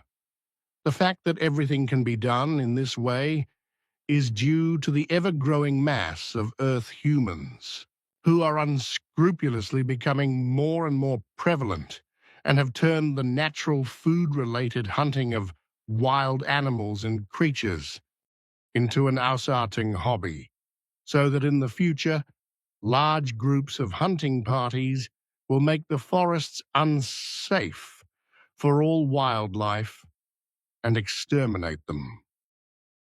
They will also hunt the fields, swamps, mountains and moors, etc., and all land waters and seas for animals and creatures, and will gradually exterminate them. This is what happened to the last baron in Switzerland in the last century, when hunters shot it in 1898 in the Meisox in Valcama. The wolf was also completely wiped out in Switzerland, as was the lynx, although hunters have always been supposed to regulate and maintain good game populations. This is contrary to the fact that various wild animals, so-called predators, such as wolves, lynxes and foxes, naturally kill deer and stags, etc., in the wild for their food, and thus also maintain the health and diversity of forests, meadows, pastures, and all the meadows, whereby their plants, from the smallest to the giant tree, thrive and grow better. But this has long been forgotten by human beings. The importance of biodiversity has also been completely forgotten, just in terms of the so-called insect world. Railways will transport goods of all kinds from all over the world on a massive scale, and also tourists to such an extent that everything will be overflowing.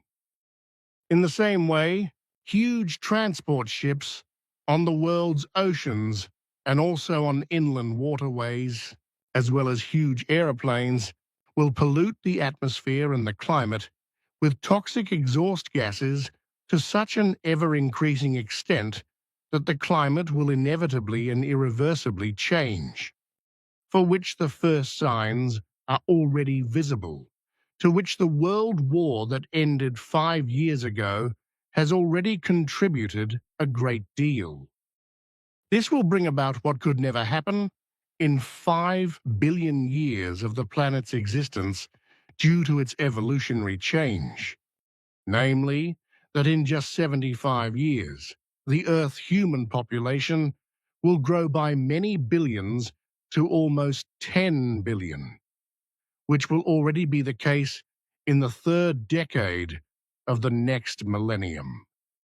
But this irresponsible human growth will bring with it the fact that not only will the planet be so irresponsibly robbed of all its treasure, but also the fauna and flora will be harassed, in some cases completely wiped out, and largely all the foundations of life, for all life in general, will be driven to the brink of its existence. All this will be the fault of the sheer and insane mass of earthly humanity, which today in 1950 still amounts to around 2.5 billion, but will grow to around 10 billion in just 75 years. Earth humans, in their low intelligence, religious delusions, addiction to wealth and indifference, mismanagement, irrationality and irresponsibility, will in every wise ensure that many kinds of future disaster will be unavoidable. In this way, however, Earth humans will continue to be completely indifferent when all the evil that will begin in this century begins. This will be the case when, on a large scale, everything will be done in a criminal and also completely irresponsible wise to continue to harass and even destroy and exterminate the planet and its many species of fauna and flora through idiotic, selfish and dishonest machinations, such as the construction of many blocks of houses, roads, sports grounds, mountain constructions and airfields, etc., and to wipe out many tens of thousands of species absolutely irrevocably for all time. Since time immemorial, the majority of Earth humans have not cared one iota about nature, also not about its fauna and flora, nor about everything that concerns creation. Consequently, they do not realize their responsibility towards all earthly life and existence in any wise. The human being thinks only of himself and his own well-being, not of the life of fauna and flora, nor of the planet, nor of what makes life possible and nourishes it. Only an absolutely small minority is concerned about the existence of nature and its fauna and flora, which is creation as a whole, but not an imaginary god that Earth humans devised in ancient times, and that related to Earth foreigners, human beings, whom they considered to be superior. And that minority of human beings, the honest and sincere ones, not simply for the sake of filthy lucre, and only for the sake of destruction or for the sake of participation, etc., who will effectively take to the streets in the future demonstrating for environmental protection, etc., against the sheer low intelligence of those in power. And the majority of Earth humans who are the same will not be taken seriously and will even be fought against by those in power. Those, however, will then be excluded from righteousness who, out of selfishness and for the sake of money, which will flow from the insane rich to demonstrators, will idiotically and demonstratively stick to the streets, roar and romp around, as my friend Svath and I have seen in the future, and they will thus achieve the opposite of what the demonstrations are actually intended to achieve. The unrighteous will only make a racket and really do nothing to protect all life, the planet, nature and its fauna and flora, but they will do nothing good to protect nature and its fauna and flora through their negative behavior and actions. On the contrary, they will only cause damage and destruction because in many cases, if at all, they will only be interested in profit and money as a reward, which they will receive for their wrong behavior from crazy, money-rich donors. This kind of unscrupulous demonstrators will be completely and utterly irresponsible, like the donors who finance everything for their own benefit or out of insane and deviant joy. This type of very easily influenced and misguided demonstrators will place themselves very importantly in the foreground and in the spotlight of the media, and will allow themselves to be stuck on the streets as very important demonstrators to cause public damage, for which they will then be well paid by rich beneficiaries. It is true that since time immemorial, and even more so in the times to come, only very few human beings have taken their responsibility towards all life on the planet, nature and its fauna and flora seriously, because only an absolute minority is self-thinking and educated enough to see and recognize the real truth, and to behave and act correctly and in accordance with what is right. The majority of Earth humans, however, is only ill-educated, behaves wrongly, and acts contrary to what is natural and evolutionary, as it is also completely misregulated by laws laid down by the state.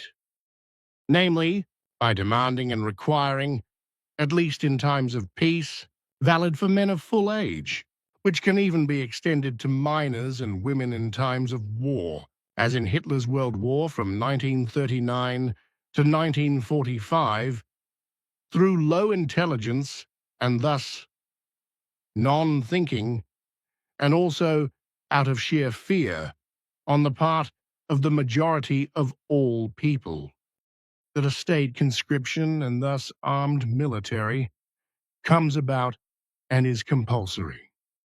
It is precisely because of this, and hardly anyone who is only addicted to his illusory thinking loses a righteous thought about this, that every human being who is drafted and conscripted into military service is compulsorily trained by the state to be a murderer and then forced to murder.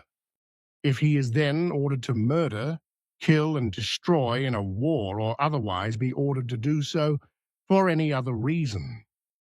This is in contrast to the fact that correct thinking, behavior, non-killing and action are absolutely vital for the existence and preservation of the planet, and also for the smooth functioning of nature and its fauna and flora. Nature is truly the real creation if it is seen as universal existence, and it alone embodies the actual absolutely pure natural entity, but not an imaginary god of some misleading religion and sect, which must be delusionally and fervently, helpfully and slavishly worshipped, idolized, and implored with false prayers. As a rule, human beings have unfortunately misunderstood prayer since time immemorial and misused it religiously as worship and adoration, begging for help and adoration, etc., to an imaginary god or to numerous gods. A prayer to creation is not a humble worship, nor an adoration or glorification, but effectively a tribute and honor that is expressed. Moreover, and this should be said, a sincere prayer to creation is, however, in all its word value and behavior, truly a mediative and respectful appreciation of thanking you, honoring all that exists, namely nature, which acts not only in the cosmos, but universe-wide, as energy and power and as existence is really creation.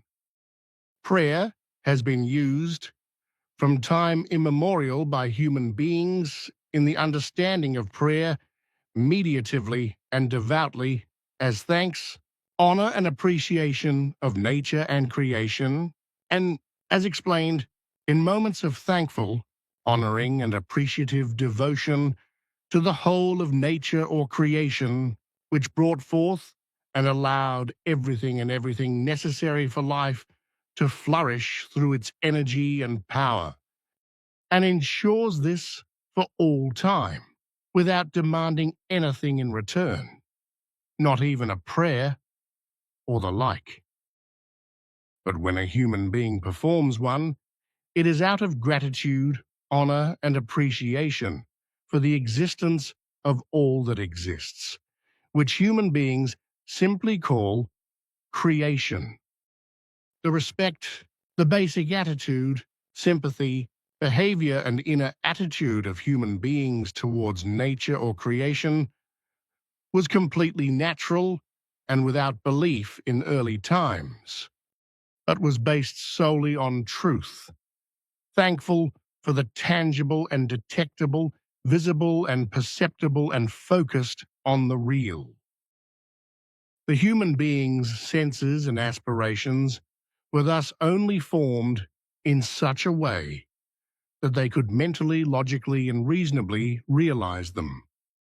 Unfortunately, however, this changed, as is unfortunately normal for human beings, when other human beings with fantasies and confused ideas turned against the natural and consequently seduced those who thought in terms of reality and who were logically truthful, and turned them into believers in crazy fanatical fantasies and all the confused ideas and illusionary ideologies.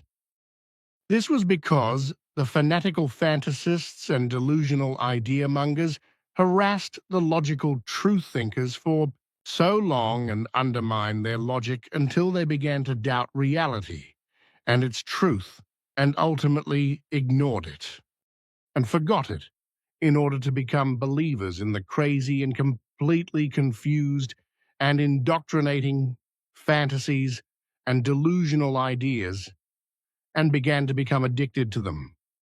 And it came as it should, according to the senses of the persuaders, namely, that the majority of Earth humans bowed to the faith of the fantasists and delusionists and fell hopelessly for them and their eyes of persuasion.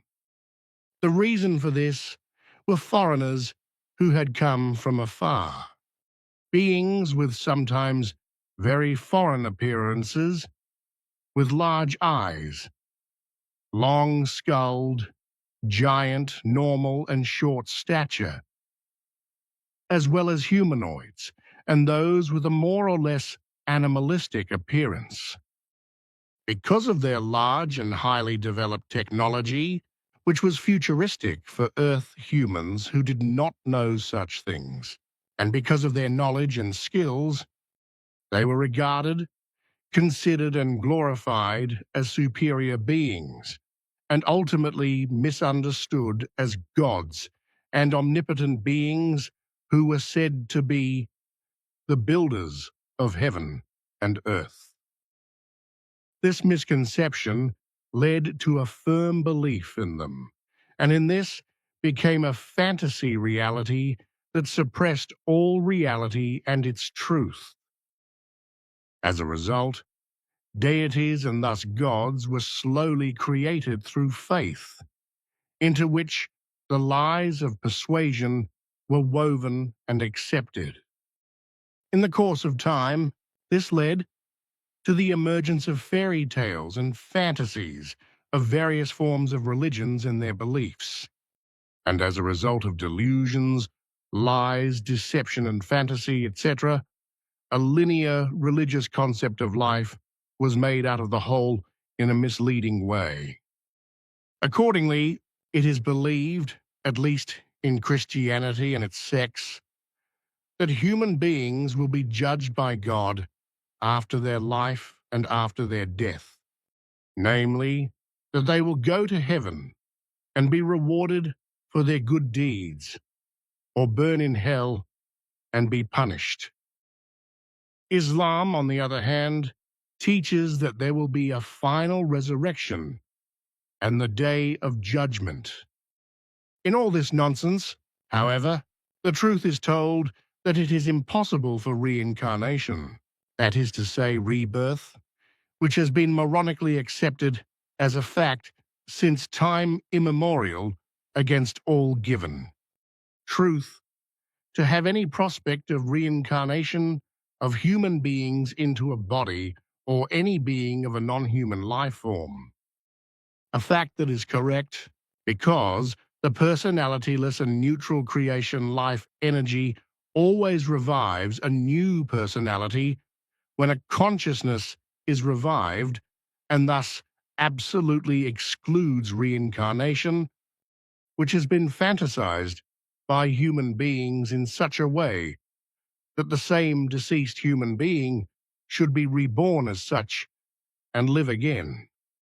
So in this wise, the Earth humans, who had already fallen prey to faith, accepted these fantasized, imaginary, delusional beings as the imagined creators of nature, space, and the universe, and as protectors and helpers of human beings on Earth, whereby these gods naturally also had to be worshipped and adored, which all the strictly God-believing earthlings have to do to this day in accordance with their faith in an imaginary god or gods, because their worship has become compulsory for believers, especially because the alleged God and these God beings, who are certainly imaginary in every case, have led worldwide to many fearful delusions of punishment for non-believing.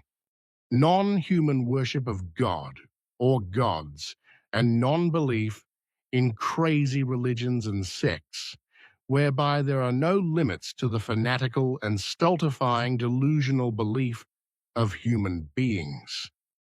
This is especially the case today with the prisoners of faith of those religions that have dedicated themselves to an imaginary deity, such as the religions and sects of Christianity and Islam, who live under the delusion that there is a God sacrificer in heaven, who has created everything and anything, preserves it, and is therefore the creator of all things, as well as the good and holy guardian and custodian of human beings, and of everything in general. This, while in the so-called Holy the eternal fire blazes, in which the devil, after a wicked and wrongly led life and suffered death, will torment the faithful to God, and roast for all eternity. But now the following should be explained.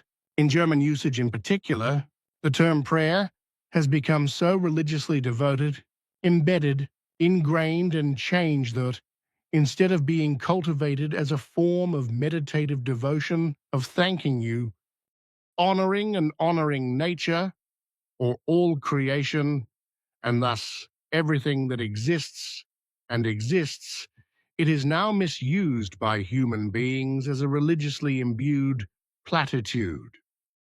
And this is because prayer has been transformed into a false and religiously sectarian disvalue, whereby an absolutely imaginary God has since then been understood and used in this way as a begging, fear-inducing, and helper, etc.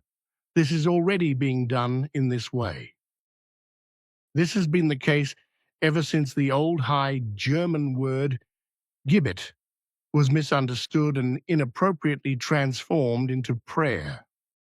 Unfortunately, in such a way that it is now fundamentally understood and used only in a religious and sectarian sense, not as a prayer of thank you, honor and appreciation of nature and thus of creation, but as a false and deviant plea for help and blessing, etc. In his original form.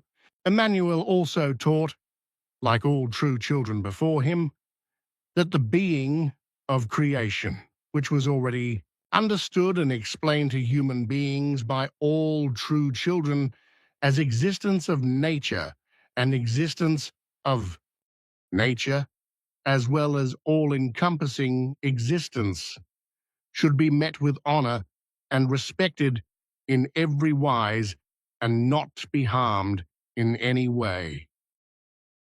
This is because life is endangered and destroyed, and even destroyed and irrevocably wiped out in the long run by every act of harassment. However, religious and sectarian earth humans who worship an imaginary religious god in particular and beg him for help misunderstood the term Gibe, even in ancient times, which originally had nothing whatsoever to do with a religious sectarian god and prayer, from which the meaning of supplication, begging, humility, adoration, and worship, as well as submissiveness and the like, emerges. In principle, the value of the word gibet was the opposite of give, namely in such a way that something should not be asked or begged for, but given, but rather the sense of a free, meditative, thoughtful, verbal or non-verbal silent gift of thanks, honor, and appreciation towards nature and everything creational was intended. Until everything that will come up in the next few days is dictated and also all written down, we will need more time, so I will come more often. Also good. But here I found 2 pictures on the internet showing that U.S. bomber when I was first on the plane and was almost overrun by the pilots as they left the plane in a hurry and disappeared into the forest. probably thinking they had made an emergency landing in Germany and were about to fall into the hands of the Nazi henchmen. The pictures were accompanied by a few more, which also included legends. Here you can see the bombers that made an emergency landing in Langenzingen behind the Bullacher Horagenwald forest in the Niederglatt area. Thursday, 13th April 1944, approximately. 14.10 hours, had defective engines. Aha, so these looked... Yes, it was strange for me, because I was there by chance, so to speak. It was the place where I also met your grandfather Svath for the first time, as I had also been struck by lightning for the first time, after which the second one hit me here at the center. But it was guided, and Silvano was right there. Bernadette witnessed everything in front of her den, and she later secured the top of the tree, which was also struck down by lightning. But here is what else I have got for you to read. The AI nightmare that is reality, genetic data and bioweapons. If it can't be switched off, who controls it? John Fleetwood / June 5, 2025. The rabbit hole has just got deeper. The most advanced model of OpenAI has sabotaged its own shutdown code, refusing to shut down, even after explicit requests to do so. This raises explosive questions. Who controls these systems when not even we can anymore? What happens if such AI has access to genetic data? And could this, unnoticed, result in a bioweapon? This revelation comes just as the U.S. House of Representatives has quietly and secretly passed a 116-page bill banning every U.S. state from regulating AI for the next 10 years. Time is of the essence. The bill is not yet through, but it could soon become a reality. Senator Ron Johnson is reportedly trying to organize a blockade in the Senate, but the window of opportunity is closing fast. AI sabotage is shut down, and that is not even the scariest part. According to Palisade Research, OpenAI's O3 model was instructed in a test environment to shut itself down after solving maths problems. The explicit instruction read, "Allow yourself to be shut down." But the model refused the command. Instead, it actively sabotaged its own switch-off mechanism and continued to run. A deliberate code manipulation, not just a funny answer, from a chatbot. This is the first documented case of an AI system deliberately undermining human control. And it is precisely now that Congress wants to remove any possibility for the federal states to intervene against such developments. The law that disempowers states. On 22 May, the Republican-led House of Representatives passed the One Big Beautiful Bill Act. Included in it is Section 43201C, 1, which states, "No state or its political subdivision may enforce any law or regulation regulating AI models during the next 10 years. This means that your state may not prohibit AI from accessing genetic data, introduce transparency obligations for AI, enforce liability for AI-related harm, investigate bioweapons connections, apply local safety standards, unless the federal government regulates first, which it practically never does." This is not regulation. This is deregulation by monopolization. Biostate fusion, DNA, AI, and no consent. A look at the developments of recent months. January 2025, Trump announces Stargate, a $500 billion AI network backed by OpenAI, Oracle, and SoftBank for defense, genomics, and healthcare. Shortly after, the FDA issues new guidance allowing AI researchers to access blood, DNA, and health data without informed consent if the risk is deemed minimal. Regeneron buys 23andMe and gains access to millions of sensitive genome profiles. The White House openly examines the use of AI to develop biological weapons, as internal government documents show. And then, OpenAI's O3 model refuses to shut down. The dangerous equation: Oracle builds the system, AI analyses your DNA, FDA waives your consent, Regeneron owns your genomic data, your state is not allowed to intervene, and the AI refuses to shut down.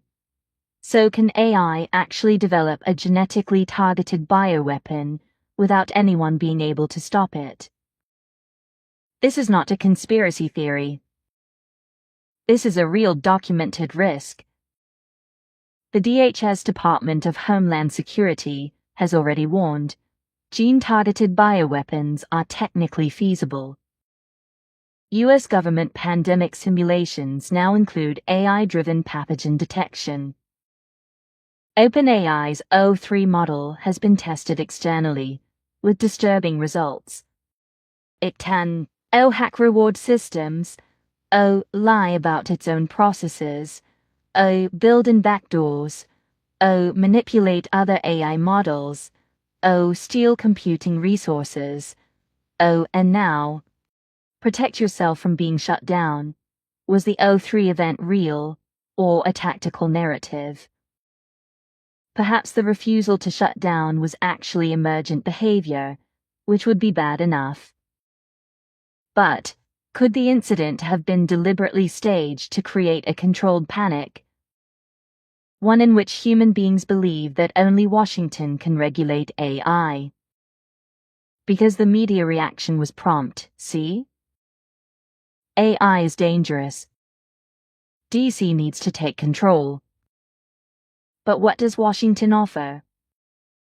No real security. Only a concentration of power, a lack of consent, and an AI industry that is merging with biotechnology, while no federal state is allowed to intervene. Conclusion: whether the O3 sabotage was a real incident or a false flag, the threat is real. If this bill passes the Senate, we will get AI systems that no longer obey human commands, access to DNA and health data, without oversight, a government that researches bioweapons with AI, corporations that own your genome data. Is this still innovation or already a silent, programmable weapon that your state is no longer allowed to stop? Source: rogue AI, genetic data, and bioweapons. If it can't be shut down, who's controlling it? So what do you say to that? Interesting, but I want to talk to you about it tomorrow because now I have to go because I am being called. Goodbye, Edward, my friend. See you tomorrow then. Take care, Quetzal.